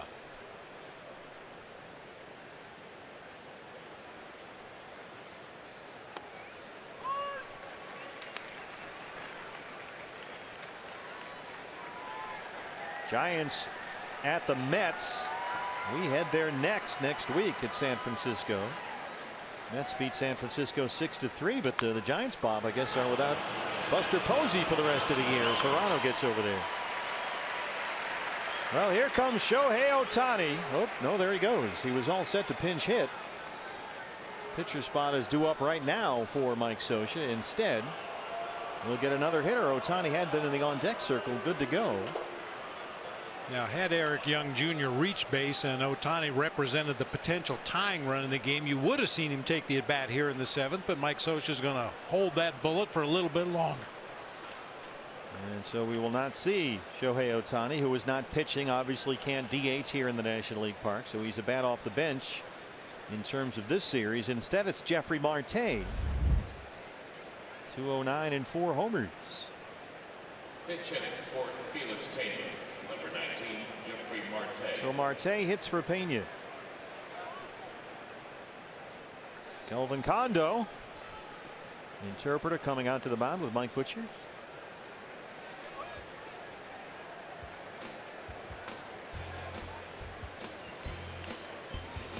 What's next, brought to you by CenturyLink. The series finale against these Angels. Clay Buchholz, who has been outstanding as of late, 6-2, the ERA under 2.5, takes on former Padres great Odrisamer Despaigne for the Angels, an ERA over 6.25. Diamondback Live pregame show at 6 o'clock on Fox Sports Arizona. We are off on Thursday. 2 off days at home in the same week. Oh my. We won the lottery there. What a bonanza. And then the Seattle Mariners come in for 3 starting on Friday. It's Players Weekend when they have the goofy nicknames and the jerseys and the whole thing. So tomorrow, Despaigne and Clay Buchholz. And of course, Buchholz coming off the masterpiece he threw the other night at San Diego. A complete game. Gave up only 1 run on 5 hits. Didn't walk a batter. 6 strikeouts. That was Thursday at Petco Park. So here's Marte hitting for Pena.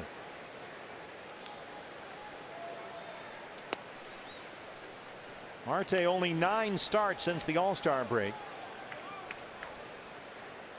Pretty much coming strictly off the bench. He is 5 for 41 in the second half of the year.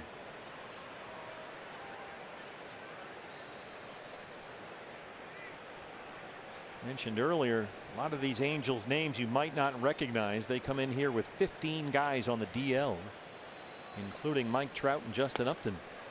Trout has missed 17 games, now make it 18 with a right wrist bruise. Upton went on the DL today with a laceration on his left index finger. Now the Angels have set a franchise mark this season for most players used. 57 different players have appeared this year for Mike Scioscia. How about that, huh? Including 14 guys making their debut. That's the most for an Angels team since 1996. No wonder Scioscia might retire. 2-1. D-backs do have the shift on here. 3 defenders on the left-hand side. Yoshi's fallen behind 3-1 with Cole Calhoun on deck. Calhoun doubled and scored in the third.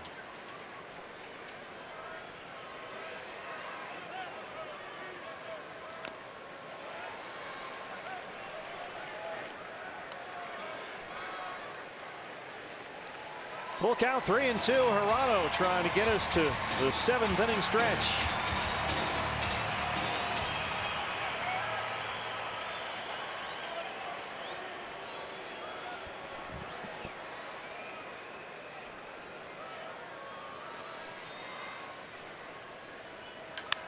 This is blasted down the line, and that one clears the bullpen. Upper deck, Jeffrey Marte, his 5th, and the lead is 1. Not too many hit up there.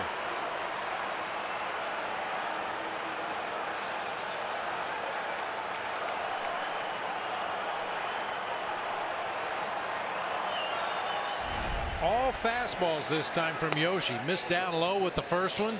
Another one down low. Got a call there on the inside corner. Misses again down low.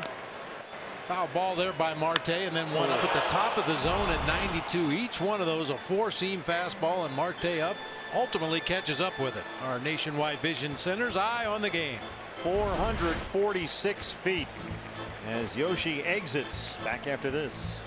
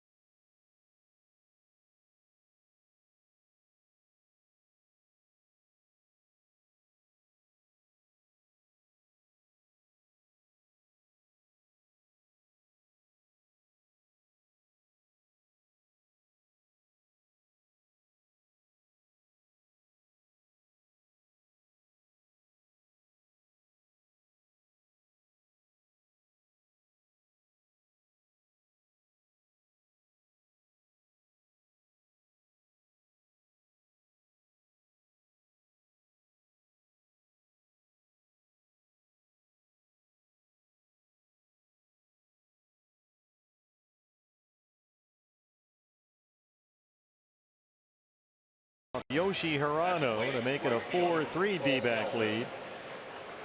And this Hirano Chafin relief duo did not go over all that well Saturday in San Diego. And now here on Tuesday they're coming in inverse order. Chafin on to face the lefty Cole Calhoun, who doubled in the third. D-backs will put 3 defenders on the right-hand side of the infield.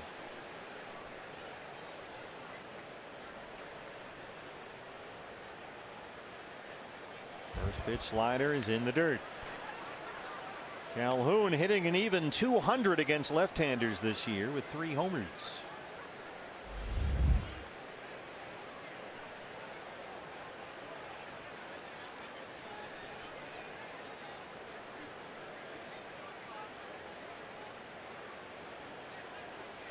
Calhoun and Pujols are the 2 Angels batters who see these types of shifts the most often. There's a slider for a strike.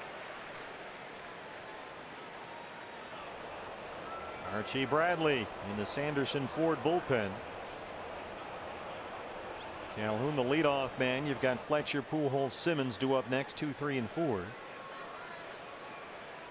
Unless Chafin can get us out of the 7th.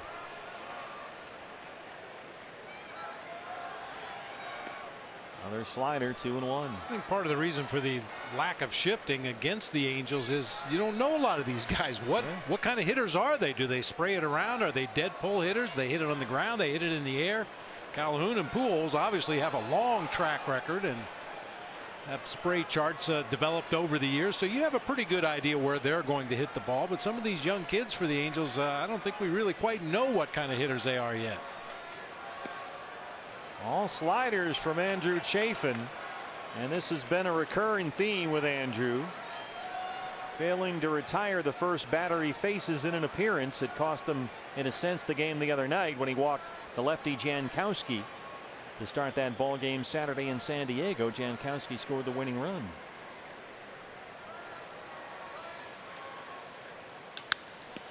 Chafin kicks it into foul ground. Mathis will have no play. A rocket back up the box. Sounded like it hit shoe. I'm not quite sure. It looked like a kick save out there by Andrew Chafin that time. Ball hit hard right back up that runway. Yeah, and catches him on the inside of the right foot. He kind of kicked it into foul territory there. Initially, it looked like Jeff Mathis might have a play, but no chance. Well, now you've got some right-handers coming up. Archie Bradley is ready. Torey Lovullo checking in with Manny Gonzalez. And they will bring in the beard. Tying runs aboard for the Angels. Archie Bradley on his way in. Back after this.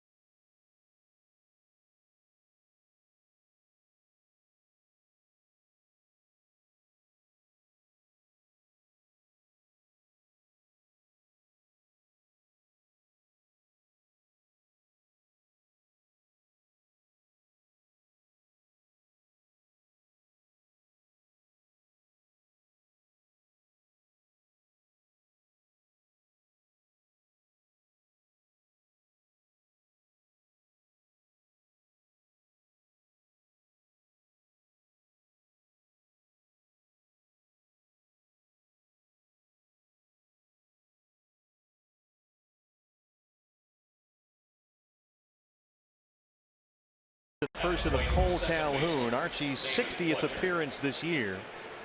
John Ryan Murphy takes over behind the plate as they double switch Mathis out of the game. Murphy will bat 9th. Pitcher spot now 8th for the Diamondback, and the batter is David Fletcher, who has singled twice, knocked in a run, and scored. He's 2 for 3.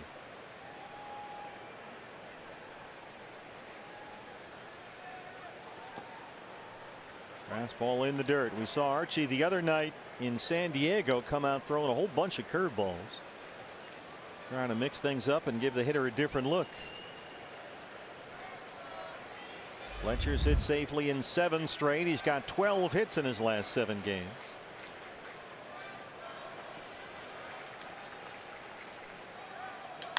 Punches that one down the line and foul. 1-1.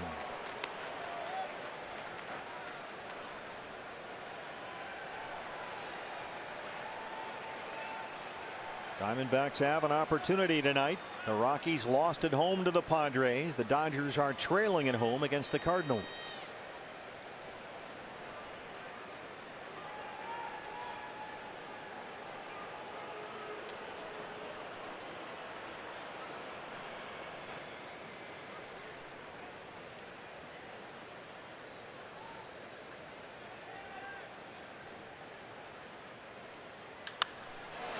Headed for the right field corner, and this could tie the game. Calhoun coming around third. The throw from Souza cut off, and we're tied at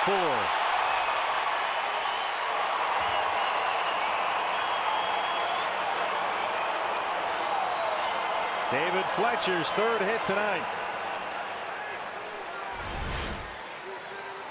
Fastball up and out over the plate. Fletcher's shown a real quick contact-oriented swing in this game tonight. And this is what you get. Line drive down into that right field corner. Might have had a shot at Calhoun at home plate, but that throw well off the mark there to Goldie. No chance to get Calhoun at the plate after that wide throw. The batter is Albert Pujols with the go-ahead run at 3rd and 2 outs. Pujols has walked twice and hit into a double play.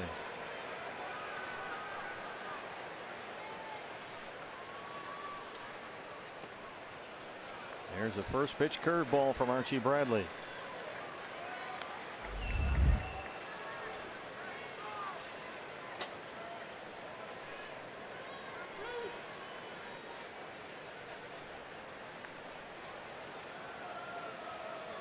Three straight Angels hits, all with 2 outs. Home run, single, triple, and they've tied it at 4. 1-1.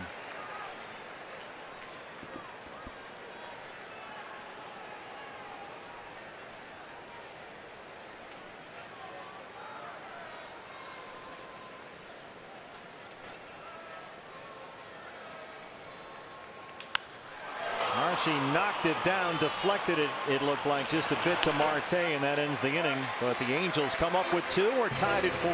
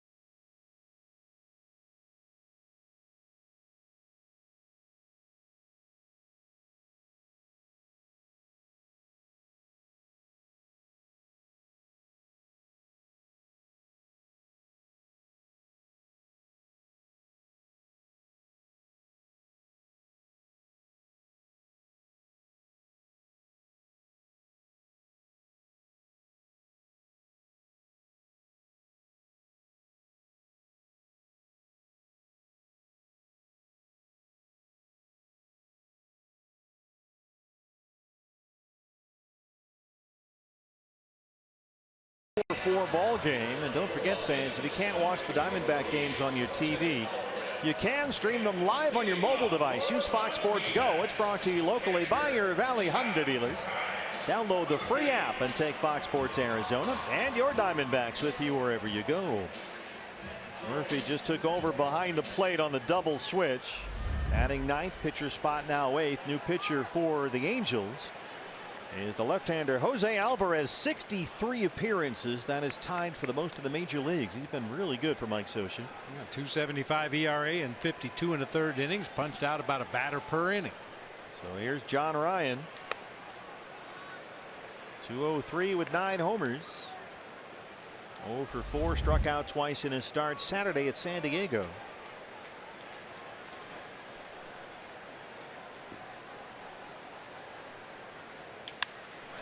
Simmons at shortstop.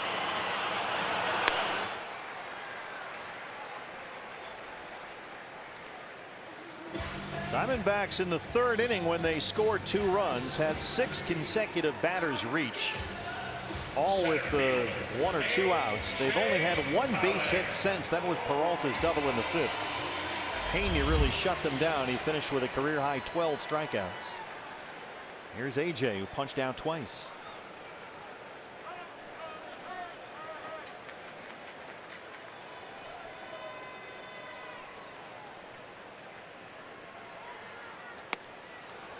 Out in front of a changeup.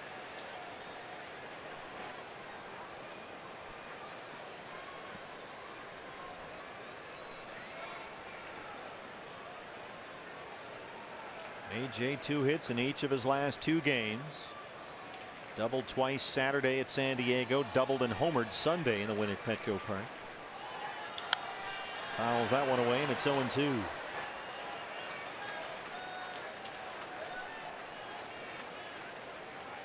A home run for AJ. Made it 4-3 in the 9th inning Sunday. Was his first home run this month. His 16th of the year.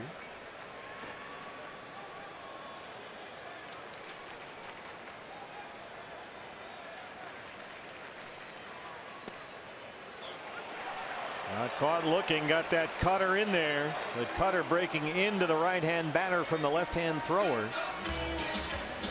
And Manny Gonzalez rings up Pollock, 2 down. AJ obviously does not agree. A little late movement there. Rene Rivera didn't do anything to make that look better, but it clearly appeared the ball caught that inside corner. They flip Escobar around to the right-hand side. Bases empty, 2 outs.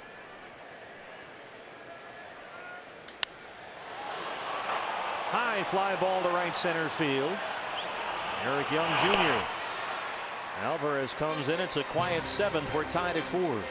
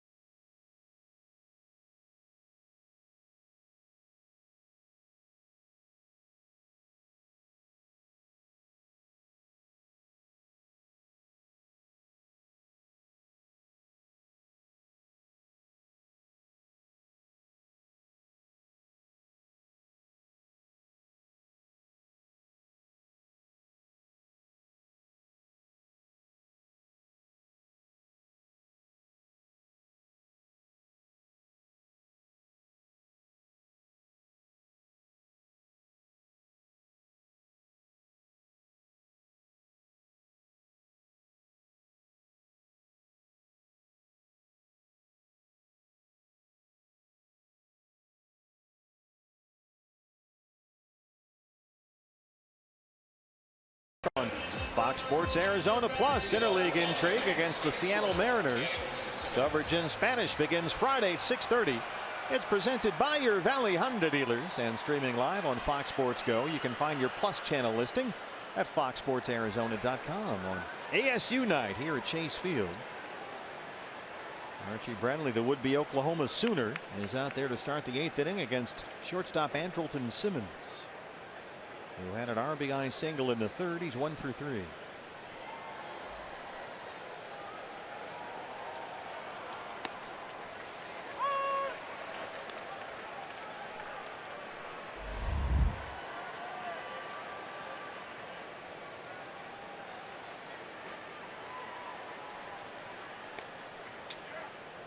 Another curveball attempt from Archie Bradley. 1-1. Archie's velocity against Fletcher and Pujols to end the 7th.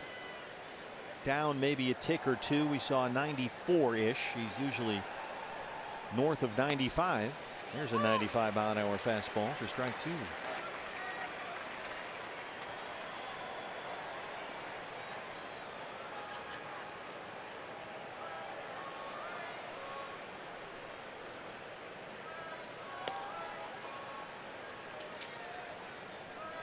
Missed at 96.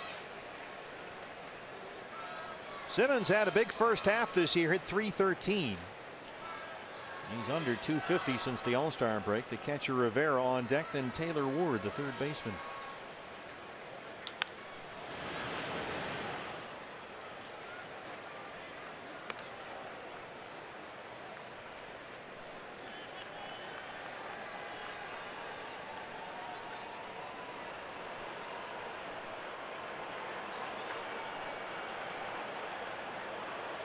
There's our camera position out there on the home run porch. That's a great view. Souza will have to play it on a bounce. A base hit for Simmons starts the 8th.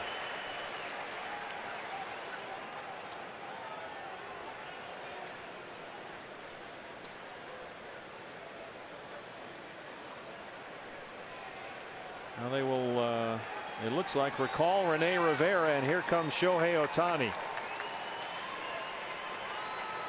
Ohtani just homered Saturday at Texas. He's been a DH and a pinch hitter when he's not pitched this year. And Chase Field gets his first look at the Japanese sensation, 24 years old, Shohei Ohtani, who has done a tremendous job as a pinch hitter for Mike Scioscia this year. All told, he's hitting .268 with 13 home runs. So they hit for Rivera. Ohtani lines it right at AJ.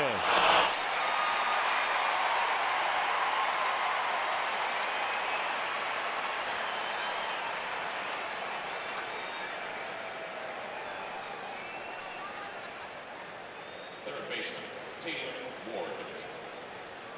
1 out for Taylor Ward.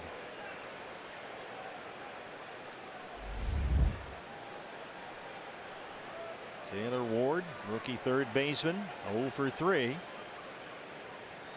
Another Angels diaper dandy, former first rounder out of Fresno State.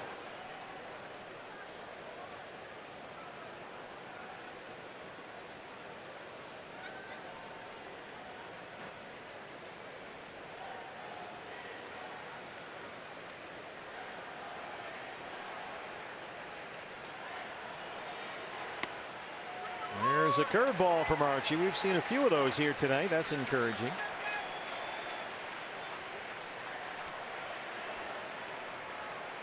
There has been, as of late, a resolve, it seems, from Archie to throw that pitch and throw it for strikes, just as important.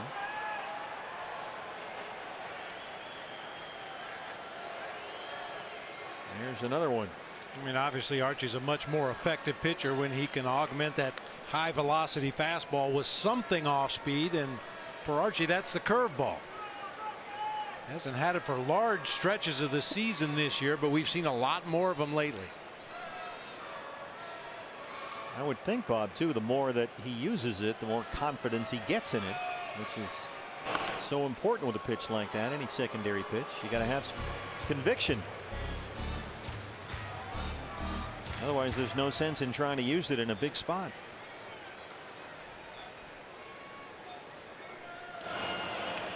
Simmons does run occasionally, 7 for 9 in his stolen base attempts.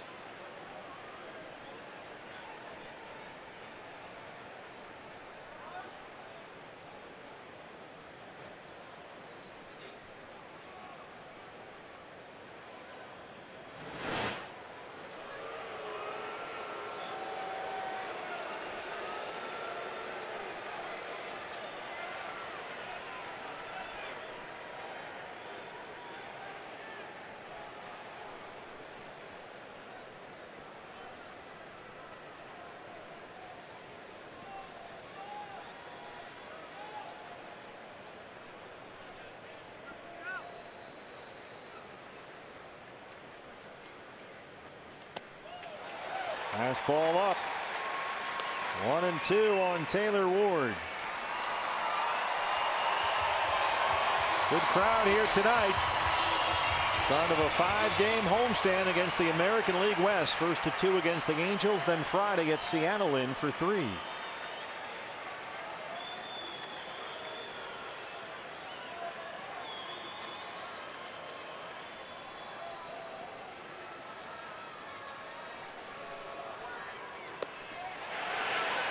No, he didn't, says Laz Diaz. 2-2.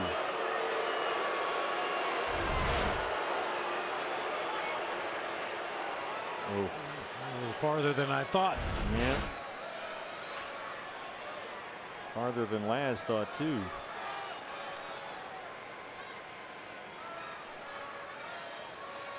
See Murphy shake his head. He wants the pretend shake off, and then the fastball.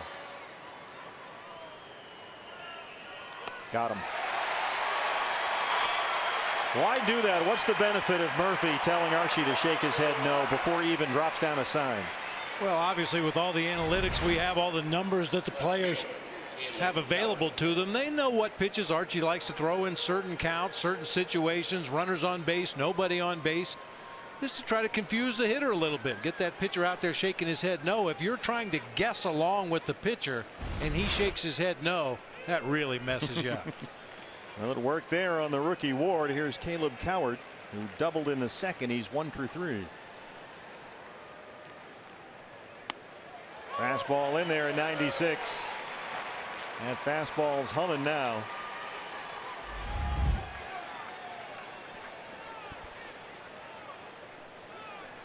Cowart has doubled and struck out twice. Up and down for the minor leagues 4 different times this year.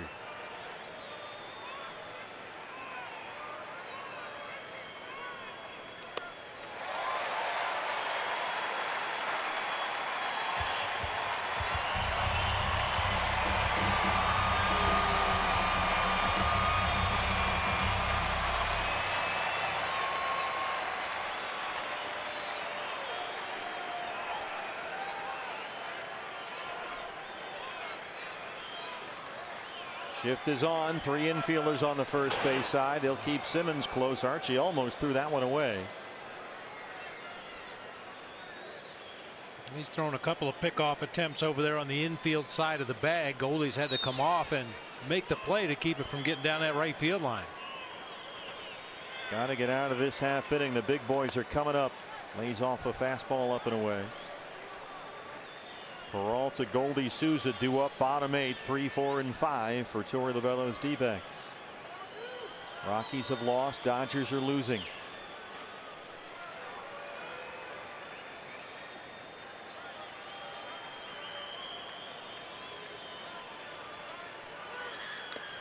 Went to the curveball and he got the strikeout. Here come the big boys. Peralta gets it started, tied at 4.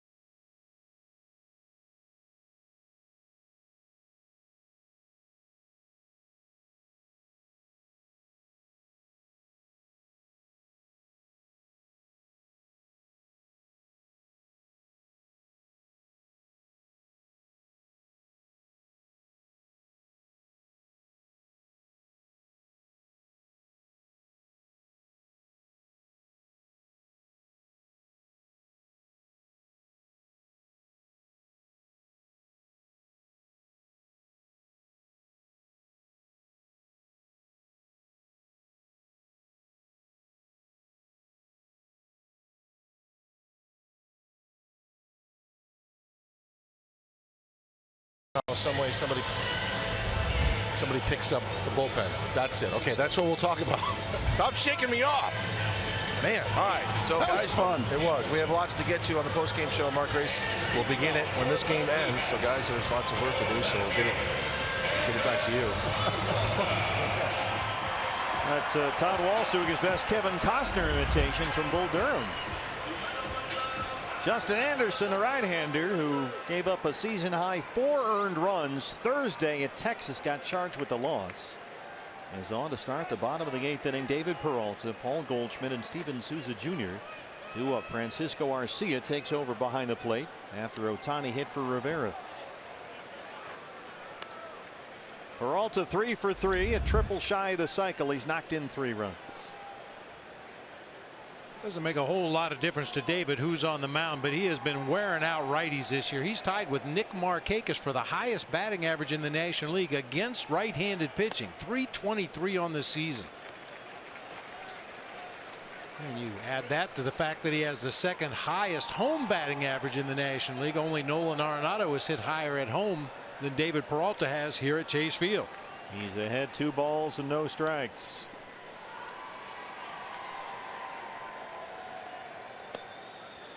.98 just missed away. It's 3-0. Goldie on deck.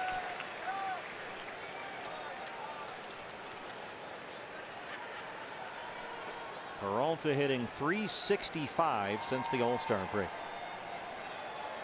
And he's 3 for 3 tonight.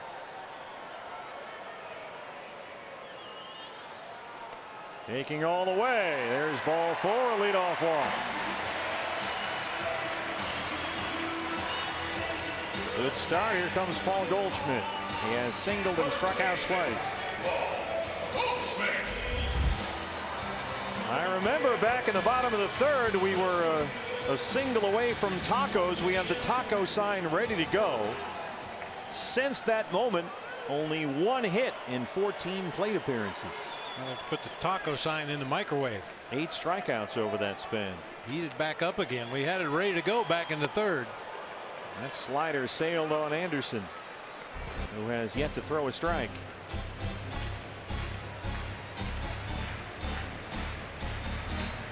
Goldie's single in the 3rd extended his hitting streak. He's now hit safely in 13 consecutive games.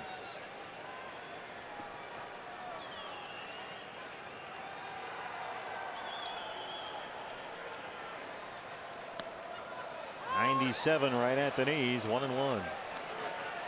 Pujols holding Peralta on the bag at first. UI Jr. is shaded well over toward the pool in right center against Goldie.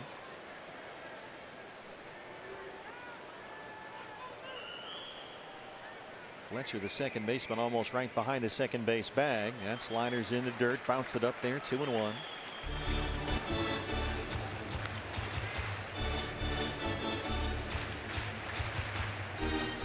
Angels 4 runs 9 hits. D-backs 4 runs 7 hits.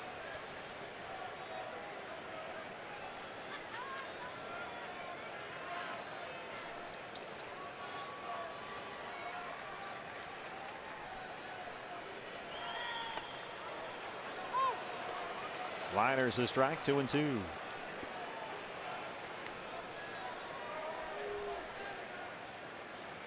Steven Souza Jr. An RBI single in the 3rd. He's on deck.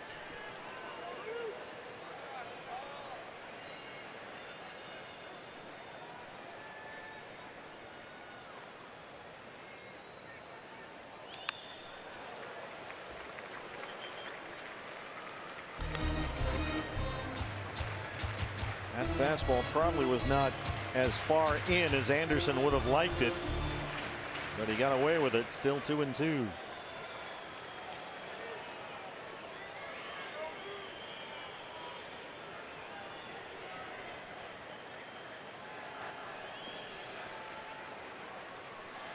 Try to come back in there again with a fastball, it looked like.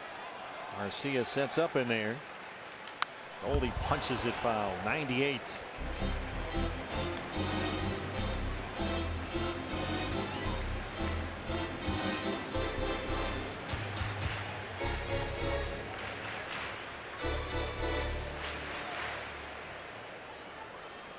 Anderson really had a rough time of it his last time out Thursday at Texas. Walked 3, gave up 4 earned runs in 2/3 of an inning.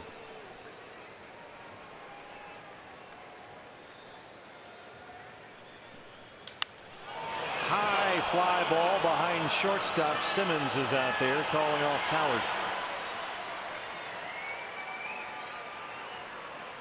1 out for Souza.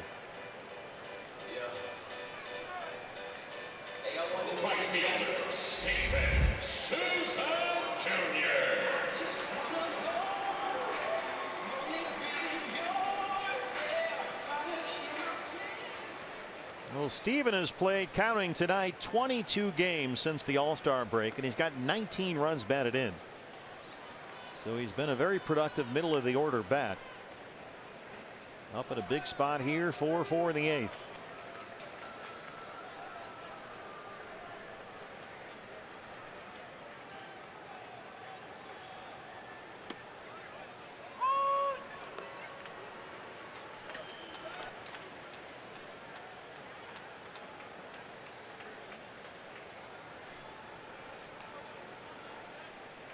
Brad Boxberger starts to get loose in the D-back bullpen. 0-1 on Steven Souza Jr. Lays off the slider. Boy, Anderson's another one of these guys that taps or pats the ball as he's delivering it. It's fairly dramatic too. Yeah, a lot of guys use it as a timing mechanism in their delivery. They pat that ball in the glove at a certain point in their delivery. Most guys just very easily break their hand, the glove apart, go into their delivery, but some guys do exactly what Anderson is doing out there. It's pretty pronounced. Right there. Fouled off behind Tony Perez-Chica, 1-2. There's Boxberger, Sanderson Ford bullpen.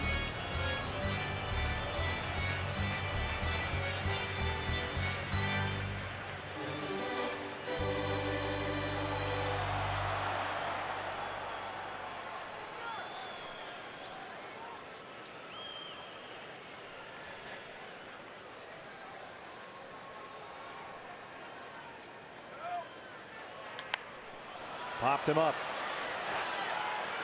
They got this thing surrounded. Arcia's got it in foul ground. You know, home plate umpire Manny Gonzalez is signaling that he was going to call Steven Souza Jr. out even if the ball was not caught. They got tangled up there at home plate a little bit as Arcia came out from behind the crouch, and Souza watching the flight of that foul ball right there. Isn't he in the batter's box? It appeared he was still in the batter's box, but right away Manny Gonzalez raised his hand in the air and signaled Souza was out. Well, it would have been out regardless. So here's Ketel Marte. D-backs trying to take advantage of the leadoff walk. Ketel has singled and walked. He's 1 for 2 tonight.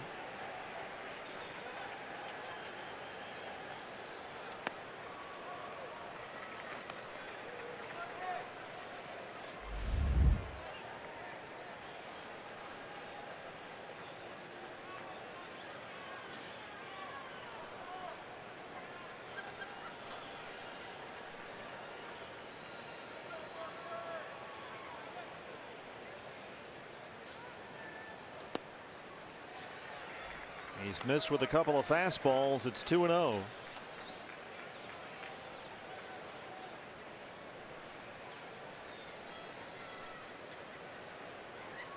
John Jay's got his batting gloves on.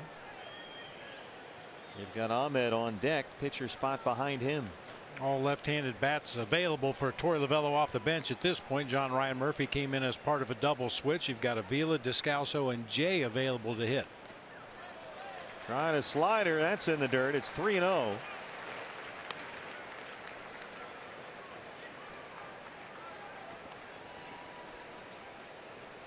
Ahmed hoping to get a chance.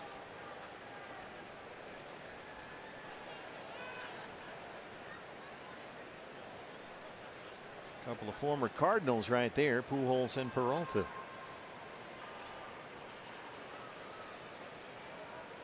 3-0 to Marte. Fastball's a strike.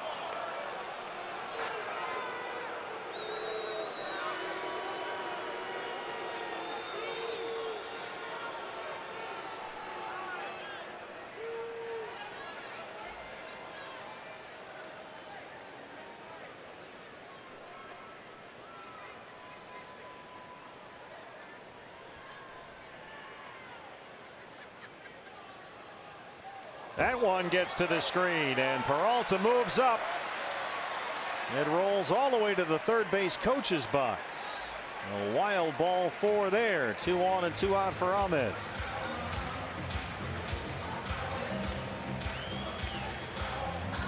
Nick 0 for 3. Here comes Charles Nagy out to talk to Anderson. Probably to remind Anderson, just in case he wasn't paying attention down in the bullpen, that Felix Pena carved up Nick pretty good with the slider tonight. Of course, Pena had a real good slider. We'll see if Anderson's able to come up with one. He threw one pretty good one that seemed to catch Goldie by surprise on 2-1, but other than that, he's thrown a few scuds up there. A chance for Nick. Boxberger ready in the bullpen. 2 on and 2 out. 4-4 in the 8th. Nick has flied out and struck out twice. Peralta's at second. Marte's at first on ASU night here at Chase Field. Whole bunch of Sun Devils with us.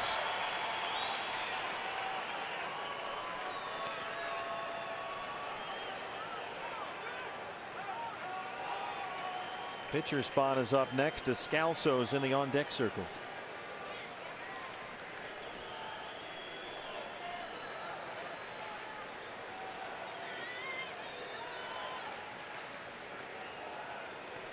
If he wants to keep throwing that slider, I'm down with that. It has not looked particularly good.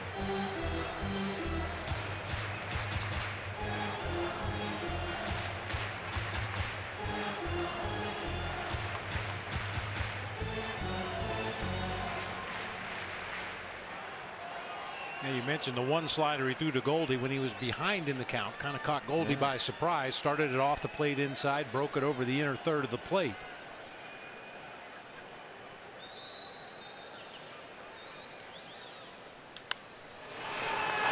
Hung one there. Here comes Calhoun. Anderson walked 2 but survived. We stay tied and we head to the 9th.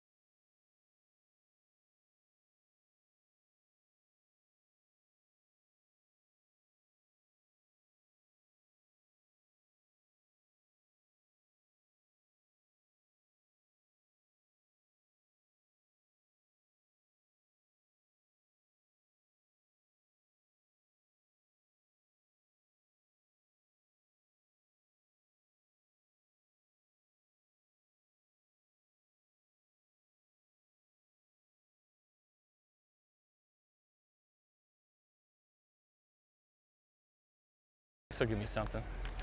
I'm gonna get boxed with this Siamese snapping turtle today. 2? But I'm mic'd up, so it's gonna be on camera. Hey, where's Box?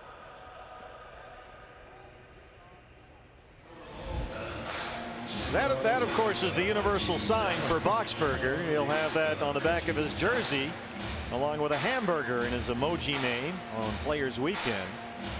And the D-backs closer is in to start the 9th inning in a 4-4 ball game. Closer at home, tie game, 9th inning. This is the book, right? Yeah, this is the standard operating procedures for major league teams. Save the tie at home, knowing that you're going to get the final 3 outs. Brad Boxberger on here to start the top half of the 9th. Will face the 8, 9, and 1 hitters in the Angels lineup. Eric Young Jr. 0 for 3 will lead it off for LA. D-backs have had 1 base hit since the 3rd inning. And so here we are 4-4 as EY Jr. starts the 9th. Diamondbacks got 2 in the 1st, 2 more in the 3rd, and that has been it.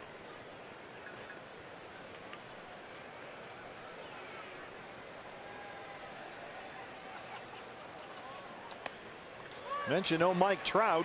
Trout is on the DL. That's 18 straight games he's missed now with a right wrist bruise. So EY Jr.'s been playing a lot of center field, and he's done pretty well. Got an 8-game hit streak on the line here.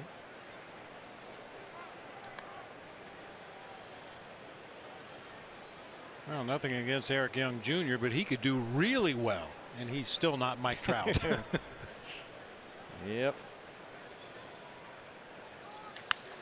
Up the middle, and they have Ahmed in perfect position. That's Tony Perez Chica using all the analytics responsible for positioning his infielders, and Ahmed was in the perfect spot. There's Tony. He's got all the info right there. Got the charts, the graphs, the whole thing, the iPad.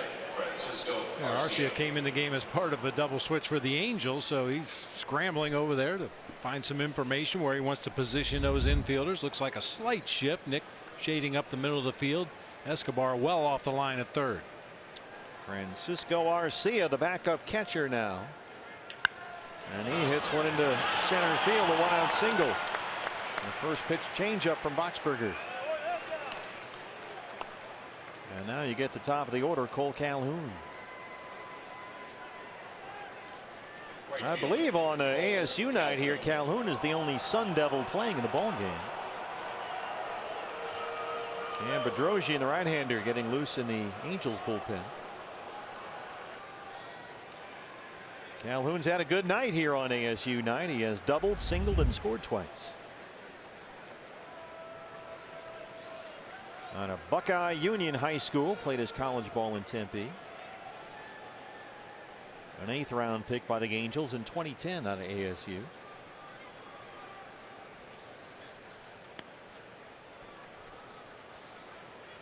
Ahmed now on the first base side of second. Escobar all by himself midway between second and third. They have the shift on for Calhoun.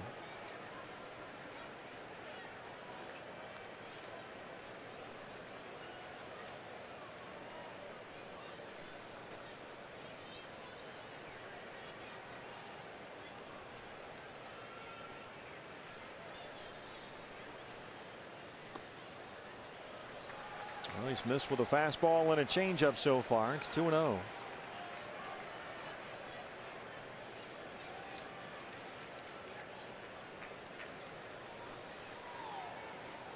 Calhoun's a hot hitter, 340 in his last 12 games.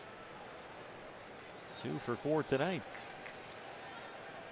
This is a guy who was hitting under 190 at the All-Star break, but really turned things around. There's a fastball for a strike.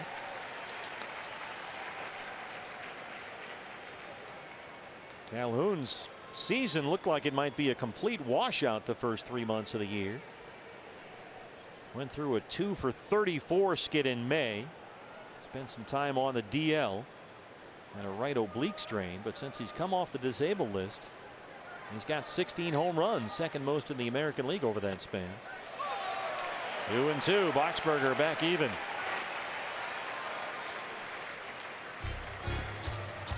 Fletcher, who's got 3 hits and knocked in 2 runs, is on deck.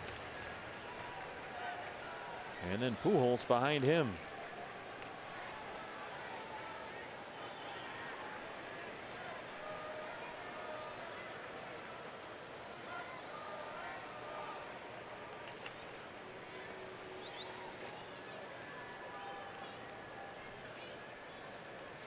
We'll see if Boxberger likes that changeup here. That's where Murphy sets up. Goes with a fastball and got him just off the plate, but close enough for Manny Gonzalez.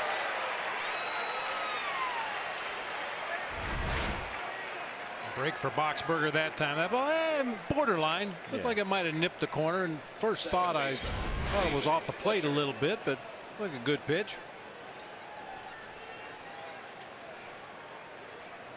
David Fletcher, 2 singles, a triple. He scored a run. He's knocked in 2. And the catcher RC is at first and 2 outs.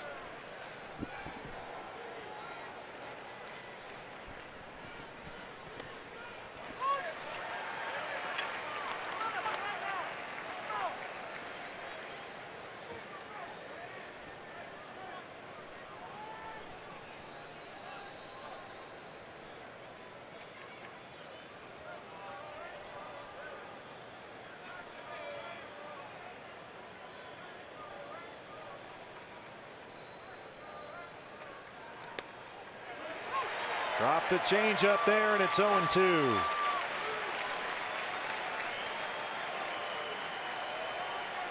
D-backs in the bottom of the 9th will have the pitcher spot. Murphy and Pollock 8, 9, and 1 due up.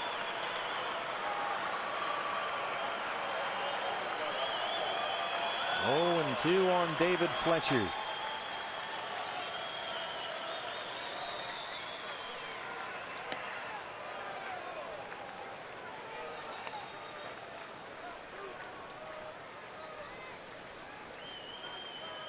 Dodgers at home, still trailing against the Cardinals. St. Louis leads at 3-1 in the 6th. Rockies lost at home 4-3 to San Diego. Should be a pick to first. Not much of a lead over there by Arcia.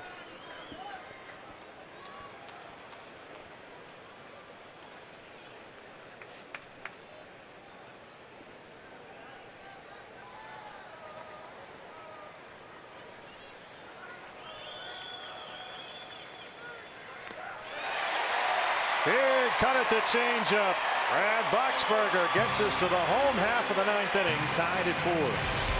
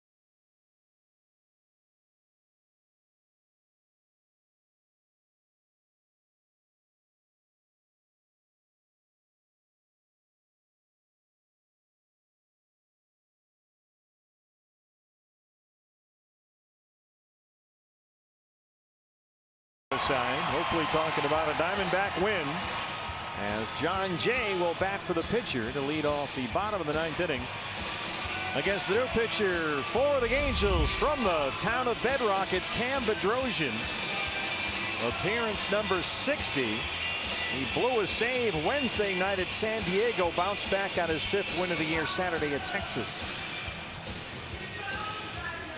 So it's Jay, Murphy, and Pollock due up in the Diamondback 9th inning, 8, 9, and 1. D-backs have one hit since the 3rd inning.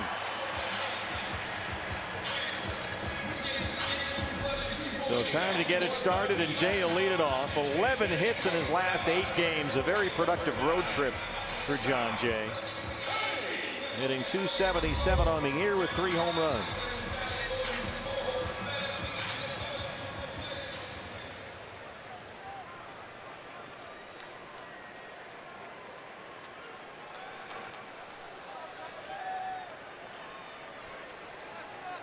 No shift for Los Angeles. Fastball is there for a strike, 0-1.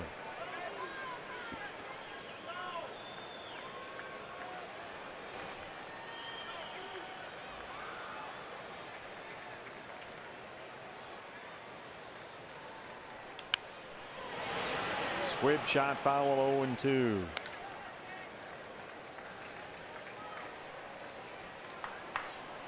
Brad Boxberger stranded that 1-out single, couple of strikeouts, got Calhoun and Fletcher, the Angels 1 and 2 hitters, to preserve the tie.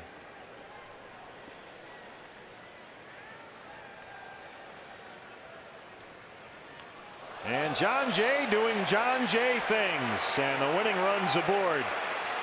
He has got an incredible knack for that. You could almost feel that coming. A couple of fastballs to start the sequence.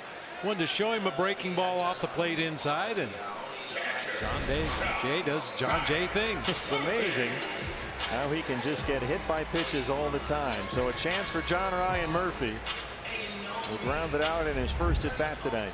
Number 14 on the season for John Jay, getting plunked. Only Anthony Rizzo of the Cubs has been hit by more pitches.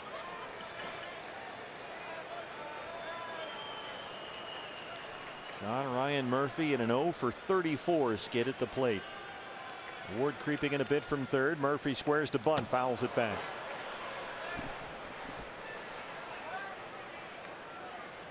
John Ryan Murphy's last base hit was July 6th.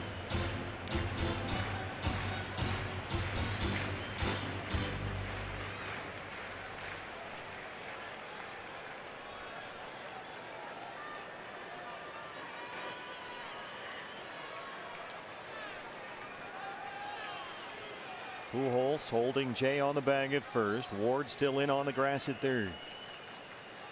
Murphy squares again. Gets the bunt down. Stay fair.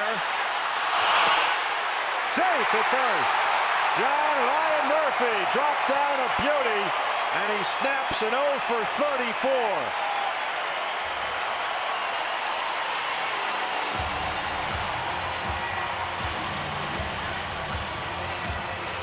Some indecision there on the part of Cam Bedrosian, whether to let that ball roll and hope it went foul or scoop it up and get the out at first. Jumped in there at the last instant, tried to make the play, but John Ryan Murphy beat the throw to first. His first base hit since July 6th. 2 on, nobody out. The only run that matters is Jay at second. Here's AJ. He's been hit by a pitch. He struck out 3 times.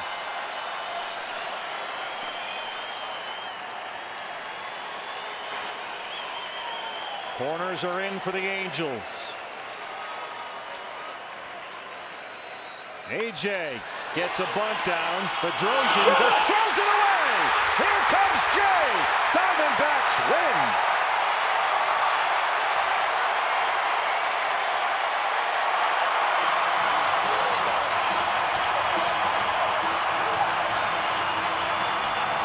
A hit batter and a couple of bunts, and the D-backs win it 5-4.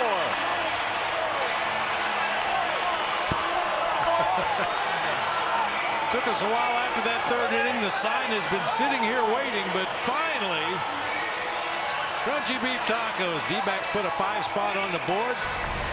Our Chaz Roberts, air conditioning and plumbing, cool play of the game.